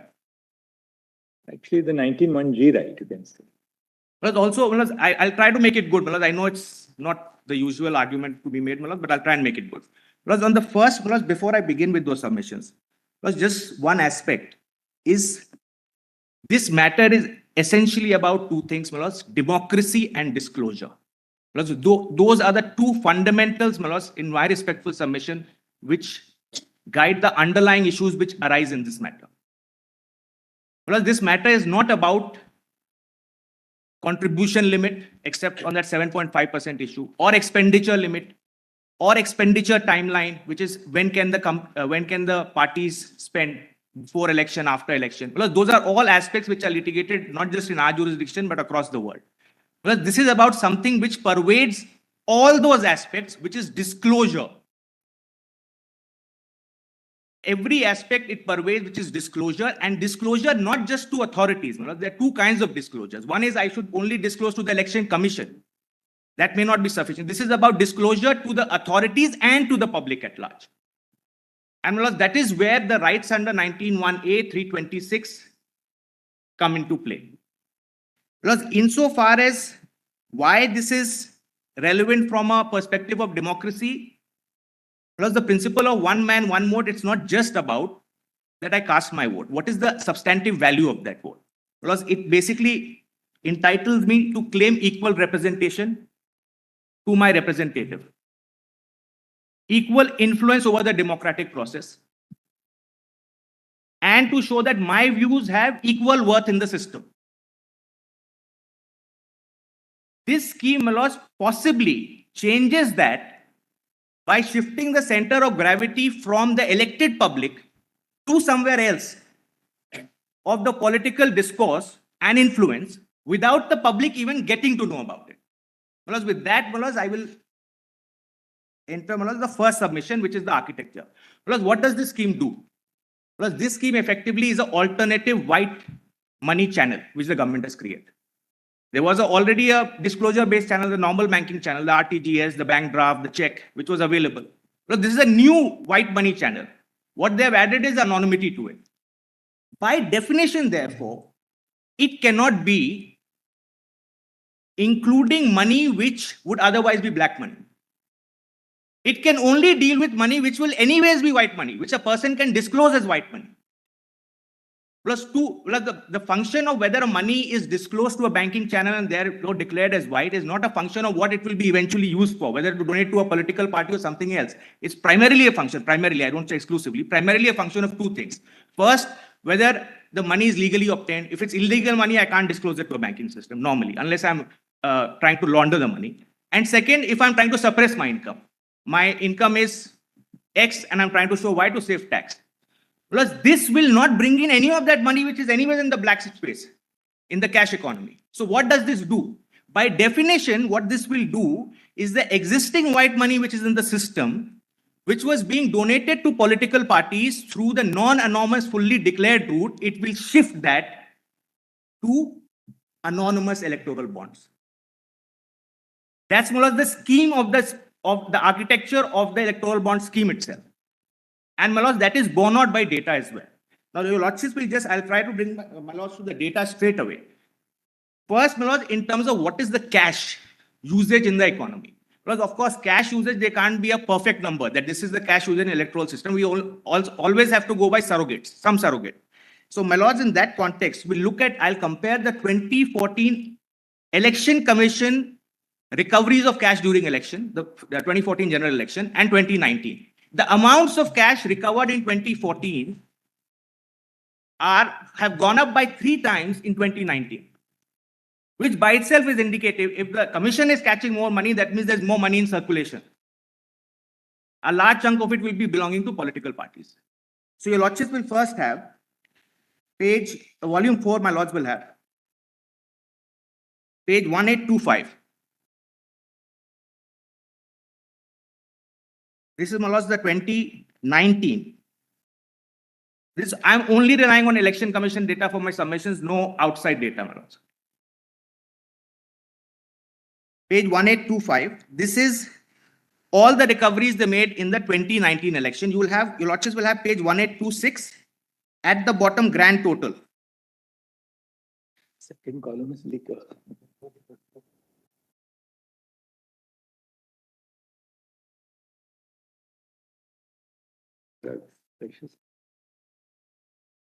At the bottom allows a grand total on page 1826. Well, it says cash 844. Your lordships have that?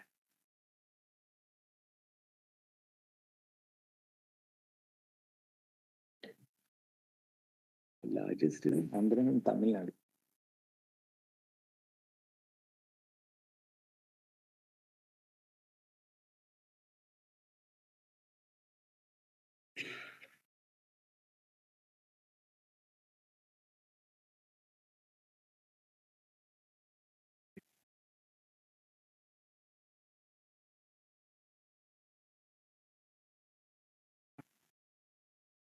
To the extent that cash is used in in the elections, maybe this will show that. So, my lords, That's a limited extent. I agree. I'm grateful to my lords. We ought not burn that. So, my lords, my point is that cash can only increase. Cash cannot be controlled by definition by this scheme. My lords, this scheme, let's assume, my lords, that cash was tomorrow even banned, for instance, by political party. Cash can still be used by political party. That's a reality, unless the cash economy itself ceases to exist. So this scheme, my lords, because I'm trying to meet the argument which is in support of the scheme by the union right since the beginning, including in their affidavits, that we are trying to transfer what is there in the cash economy into this. My submission is that is just not possible given the nature of this scheme. In fact, it's not possible unless even if you bar prohibition, even if you prohibit it, you possibly can't do it unless the cash economy itself ceases to operate, independent of political parties. So, my lords, that is really a red herring argument is my submission for your lordship's consideration. The argument of the other side on that is they are trying to experiment. If it is possible, they can do it. If they can wean away from the cash. So, my lords, That may not really cut. So you'll- We can't say that the attempt should not be made or experimentation should not be. so, my lords, but what if it were to primarily impact the other side which was already being disclosed? So what's happening now is you have two channels, anonymous cash channel and anonymous banking channel. So what the white and the black channel are anonymous now.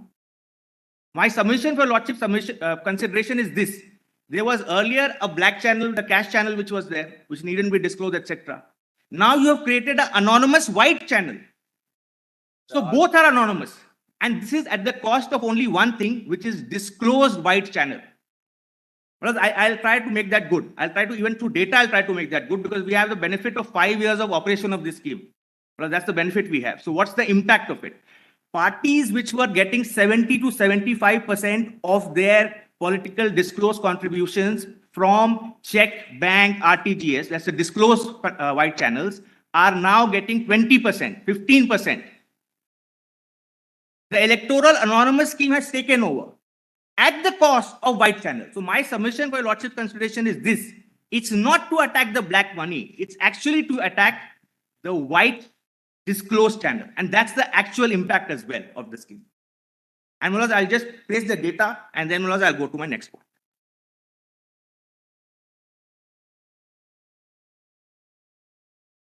What we have done, we did an exercise. What we have done, Mulaz, at 29C, every party gives a contribution report. Above 20,000. Above 20,000 they're required to. Mulaz, we collated the last 10 years from 2013 onwards, all the reports. And Mulaz, your lordships will have page 5542, just for a moment, just at volume 4.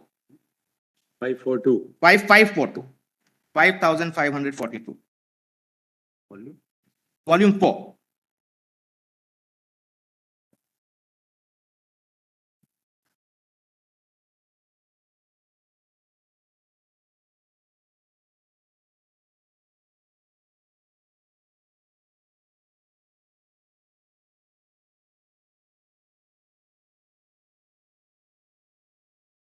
Plus at 5543, this is formulas two parties, the two national parties I have collated. Well, the data is for all of them, but when I show the bar graph, that is for two parties, and I'll tell you lordships what we have done.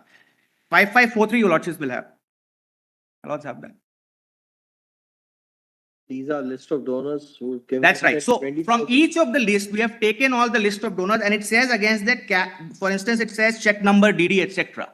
Correct? My lords will have the first cash entry in this one is at 5553. That's less than 2,000. No, it's more than 20,000.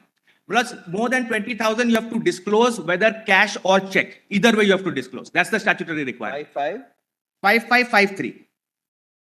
Look at 153, serial number 153 in that chart. Some Mr. VV, 1 lakh cash. My lords have that? Page 5553. Yes. Yeah. So, my lords, what I have done, my lords, each entry we have added up for two largest political parties for 2 years to get the numbers, because there was no other way to do it. This is not information available in the public domain. This was the only way to do it.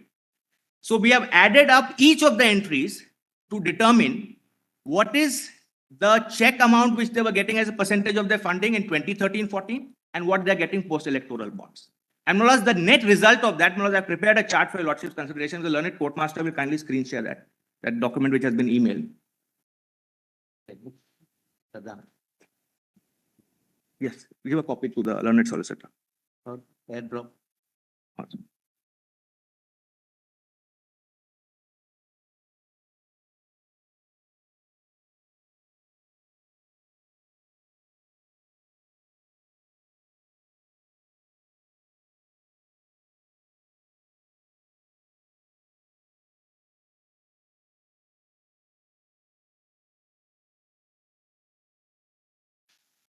Plus, your lordships will have it on your screens now. Plus, just if the learned court master can bring it down a little, just. Yes. Correct. Yes.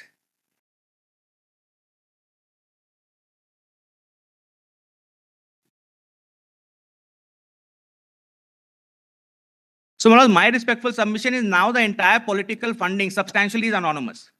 Because black channel continues. Manoj, at the cost, if the objective is to have some kind of disclosure, at the cost of disclosed white money, if you are increasing non-disclosed white money, Manoj, that's what the real, your lordships will have this chart, page 1. If the court master can just bring it down a little.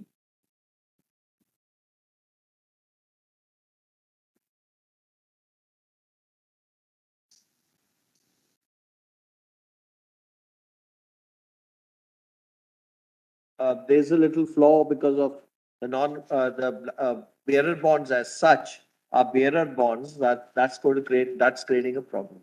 That's all. We have understood that argument. And Manoj, I'm making the argument solely to meet the union's justification of the scheme, which is that it's meant to bring in black money into the white system. My respectful submission to meet that is, it actually does the opposite. It takes away the non-anonymous white money and puts it in the anonymous kitty. That's my submission. That we already have. That's right. So, Manoj, I am saying, therefore, to that extent, A, the justification is not valid, and B, for that reason, it's arbitrary as well. It doesn't meet even the stated justification. Manoj, because the determining principle, because one of the tests of arbitrariness your lordships have stated is, it is absent a determining principle. Because here the stated determining principle is contrary to what the scheme actually does and intends to do. What it basically, according to you, does is that it brings into the fold. Earlier, what you had non-anonymized white money. That's right. Now that is replaced increasingly by anonymized white money. And that's the real victim or target of this scheme, not the black money. That's my respectful submission. Because black money will continue irrespective. That funding will keep on continuing. So now the two channels, both are anonymized, white and black. That's my respectful submission. That's the scheme. That's the real picture which this scheme does to our political financing, Manoj. That's what it does. All right. Yes. Plus, anything else now, Mr. Parat? Plus, just two short submissions. I will not labor them. Plus, the second point is your lordships will consider that under Article 326, Manoj, there is guaranteed adult franchise. There's some debate on whether it's a right to vote or not, because the right to vote actually specifically vis-a-vis an individual voter flows from Section 62 of the Representations of People Act. But Manoj, it is definitely, it defines what an electorate is. 326 at a minimum defines what an electorate is. My lords, will just have 326 for a moment.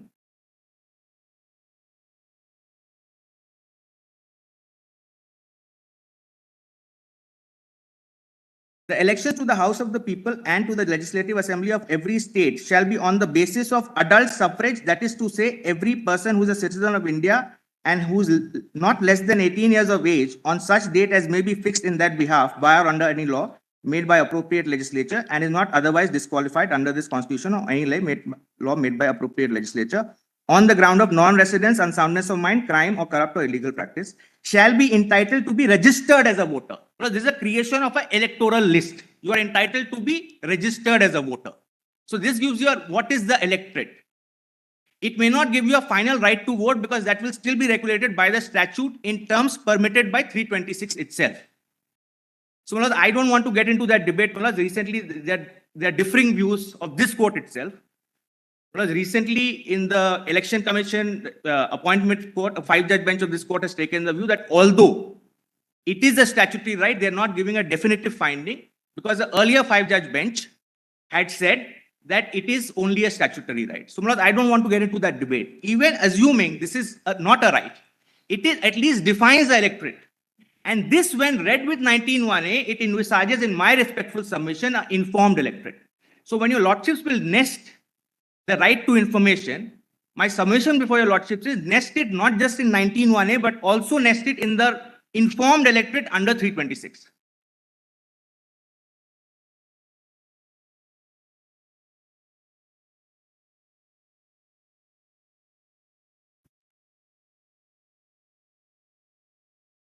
And what's final submission, the third and final submission. Plus, it impacts two kinds of democracy, this scheme. One is popular democracy and the other is shareholder democracy. The only people who are part of we, the people in the company, is the shareholders. They also vote. That is the natural shareholders. They are the only ones who are excluded from knowledge of where the money is going. Already argued by Mr. Sitla. But just on one aspect, on that, I quite see that. Another shareholder, a share is a property of a shareholder. My property's usufruct is being used to fund a certain purpose. Well, as I said in my written submission, I won't take your lordships to it. But political views have also been recognized by this honorable court as part of right to conscience. I don't even know who my money is being used to fund for. A person with A conscience may not like a right-wing party. A person with B conscience may not like a left-wing party. It may infringe on his conscience to support his property to fund that party. So at least I should have a right to exit. I can't certainly manage the company being a single shareholder, but I should have a right to informed exit. I'm even denied that by blackholing the information from me. So in that sense, it actually violates the Article 25 right of a shareholder. I'm grateful for that. Thank you, Mr. Prasad.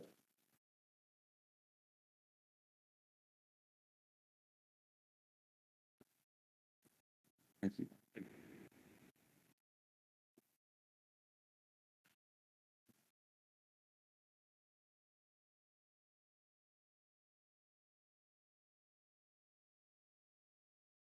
Yes. May I please? Yes, Mr. Bhatt. My Lord, I appear in item 501.3, which is Spandan Biswal versus Union of India. Lordship, the petitioner is a practicing advocate of my Lord's court and a specialist in financial regulation. And so it's in the perspective of placing this law into the context of financial regulation that I stand before my Lords. My Lords, just before I begin with that, I just want to round off the argument that was being made by my learned friend, Mr. Farasad, for which, my Lord, I refer to clause 11 of the electoral bond scheme, which is the payment options. And I'll read it out, my Lord, need not bother. It says, all payments for the issuance of bonds shall be accepted in Indian rupees through demand draft or check or through electronic clearing system or direct debit in the buyer's account.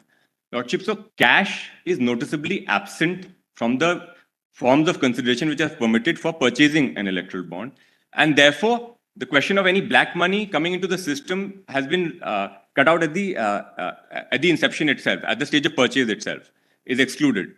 Lordship, and I contrast this with the bearer bond scheme, which was under consideration of my lords in R.K. Garg's case, where Lordship, the specific and stated objective of the government was to bring black money into the white system, and therefore purchase of those bearer bonds through cash was permitted, and that scheme was eventually upheld on the basis that all other, it's just providing another instrument, because all other laws, etc., will continue to apply, and wherever there is a financial irregularity found in terms of income tax, etc., the person will be liable. But just the cash which existed in the economy, which existed outside the white economy, comes into the white economy, which is the one thing which is excluded in this case. Lordship, so the one ground on which a similar scheme of bearer bonds, not in the context of elections, was upheld by my lords in R.K. Garg, is the one ground which is not available here.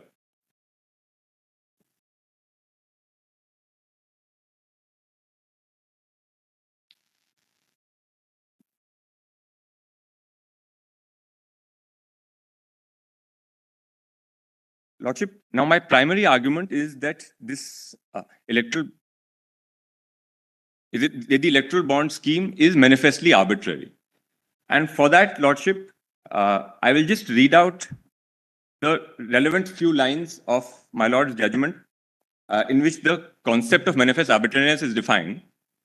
And Lordship, just by way of an aside, I wish to point out that it is commonly believed that the doctrine of manifest arbitrariness and the striking down of legislation on the grounds of manifest arbitrariness came into our system and became the law through Justice Nariman's opinion in Shaira Banu. Lordship, I feel that that is actually not correct because Justice Nariman was in a minority in terms of the doctrine when he expounded the doctrine. Justice Keha's opinion said that personal law is not statutory, and therefore the question of striking down a statute did not arise under Article 14. Justice Kurian Joseph, while he is with Justice Nariman on the operative directive, disagrees with him on the fact that it is statutory. And so, in that sense, his one line saying that I agree with my brother's opinion on the doctrine of manifest arbitrariness is completely obiter for Justice Kurian because he is saying that this is not statutory and therefore not subject to Part 3. So, in that sense, that opinion is an opinion of 2 judges, but it was in Puttaswamy 5 judges where Justice Sikri, speaking for the majority, applied and adopted that doctrine of Justice Nariman that I feel that it for the first time became law. But now that it is, Lordship, I'm just reading from para 95 of the opinion of Justice Nariman as adopted by Justice Sikri. So how do you formulate that it is? Just give us how, according to you, it is manifestly arbitrary.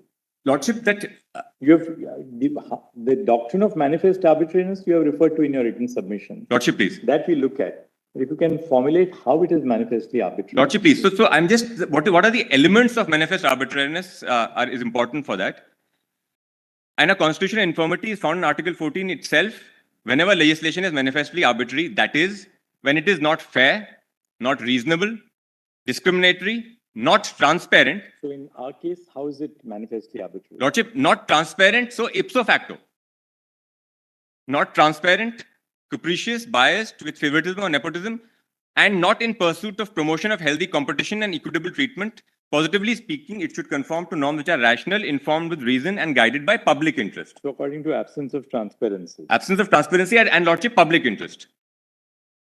And for that, Lordship, I am just juxtaposing the legislative policy behind these amendments and the electoral bond scheme with the legislative policy that exists in the context of other financial regulation. Lordship, in the electoral bond scheme, in rule number 3 or clause number 3, which is eligibility to purchase and encashment of electoral bonds, I'm reading it out. The bond under the scheme may be purchased by a person who is a citizen of India or incorporated or established in India. So, Lordship, the only test for a company is that it should be incorporated or established in India. In all other financial regulations, Lordship, I will point out that there is a concept of beneficial ownership where if beyond a certain percentage, there is foreign ownership in that entity, it is treated like a foreign source. But here, to purchase an electoral bond, as long as the company is incorporated in India, it is an eligible purchaser. And Lordship, what this results in is the absurdity that while we do not permit investment by an entity which has 51% foreign shareholding, we don't permit that entity to invest in a company which, say, deals in the media, because we don't want foreign control of our media. But we have no problem in allowing such a company to purchase bonds and transfer to political party and therefore, in that sense, invest in a entity that runs the country. So, that's the absurdity that I wish to point out, Lordship, that in all financial regulation, the idea of control and beneficial ownership of foreign corporations and a different standard being applied to them is the norm. And it was the norm here as well, because under FCRA, before the amendment, an entity which had more than 51% foreign shareholding was treated like a foreign source. But this amendment now does away with that and treats all entities, as long as they are regulated in India, at par. And I wish to point out, Lordship, some of the differences that exist between this scheme and the scheme of any other method of funding coming into India. Lordship, foreign investment in India is governed by the Foreign Investment Management Non-Debt Instruments Regulations 2019. Lordship, which are at page 9047. Your Lordships made it clear in the morning. This issue is DTEC. This is not FCRA. The learner Sultan, I think, is under the impression that I'm dealing with FCRA. I'm talking about foreign exchange management. So I'm just placing this electoral bond scheme in the context of foreign. Emma, they are twin arguments. That's not a twin. That's a FCR is a separate argument there, which is I'm talking about foreign exchange management lordship. So because in this context, when in Rule 3 it says that any entity incorporated in India may purchase electoral bonds. So by definition, a company with foreign investment is being allowed to purchase electoral bonds. And so, lordship, I just wish to point out that Already we argued that any entity in India which is barely registered in India, even if it doesn't carry any activities here, doesn't earn any profit, still a company is situated in abroad can use this company as a shell company and permit it to be transferred. I'm going to pitch it a step higher, lordship. I will point out that the government and the legislative policy does not permit a company from incorporated in certain jurisdictions to even enter into procurement contracts with the government. But for purposes of funding political parties and thereby having a say in the electoral politics of this country, there is no problem by virtue of this amendment. So just the comparison, lordship, points out the legislative absurdity of having a clause here which places all Indian corporate entities on a similar footing. Lordship, I was looking at I was pointing my lords out to the regulation at page 9047 of my of volume 4. Lordship, and I am reading Rule 23.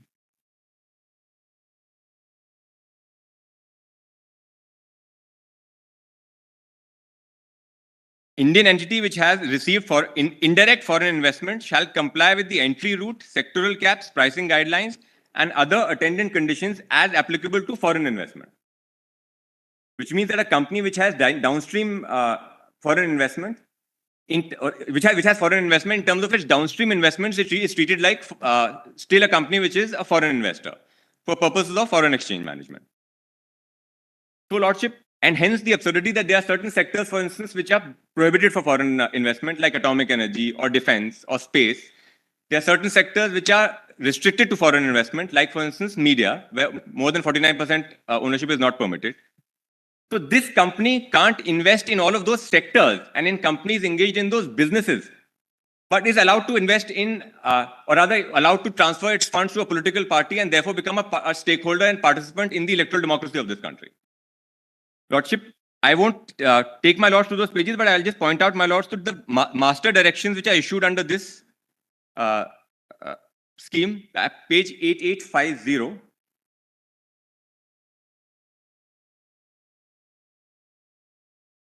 Lordships will note at page 8877, first at page 8875, downstream investment. And the way it's worded is very relevant. The underlying principle of downstream investment guidelines is that what cannot be done directly cannot be done indirectly. So therefore, lordship, foreign entities are not being permitted to purchase electoral bonds. But an Indian entity with foreign investment, even if it's 100%, is permitted to purchase electoral bonds, which is prohibited in the context of business, but is permitted in the context of political parties. Accordingly, downstream investments, which are treated as indirect foreign investments, are subject to the entry route, sectoral caps, or investment limits, as the case may be, and pricing guidelines and attendant conditionalities for such investment as laid down in the non-debt instrument rules, which I read out. And ownership of an Indian company is the beneficial ownership of more than 50% of the equity instruments of such a company under this FDI policy.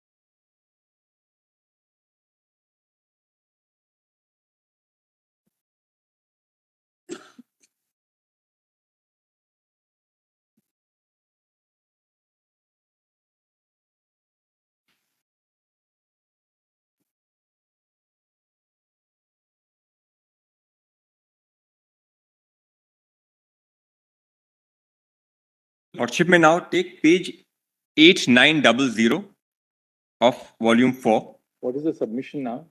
Lordship, this is press note 3 of 2020, by which it has been stipulated that any country which shares a land border with India, investment from such a country is treated on a different footing from investment from any other country.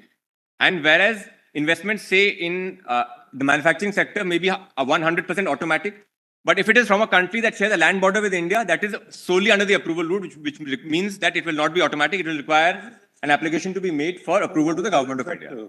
Therefore, Lordship, what submission that I'm trying to make is that an investment from China into a manufacturing entity is not treated as par as investment from anywhere else. But if the same country then permits purchase electoral bonds, then that is permissible. Again, so this land border sharing distinction that exists for business doesn't exist for... Yeah, because that is taken into consideration the interest of security of the state. Lordship, exactly. So therefore, if security of the state is impacted if a company merely invests in the manufacturing sector in India, is it not impacted if Chinese investment is coming into a political party? Lordship, so much is being made today. It is coming. It has stopped now because of this.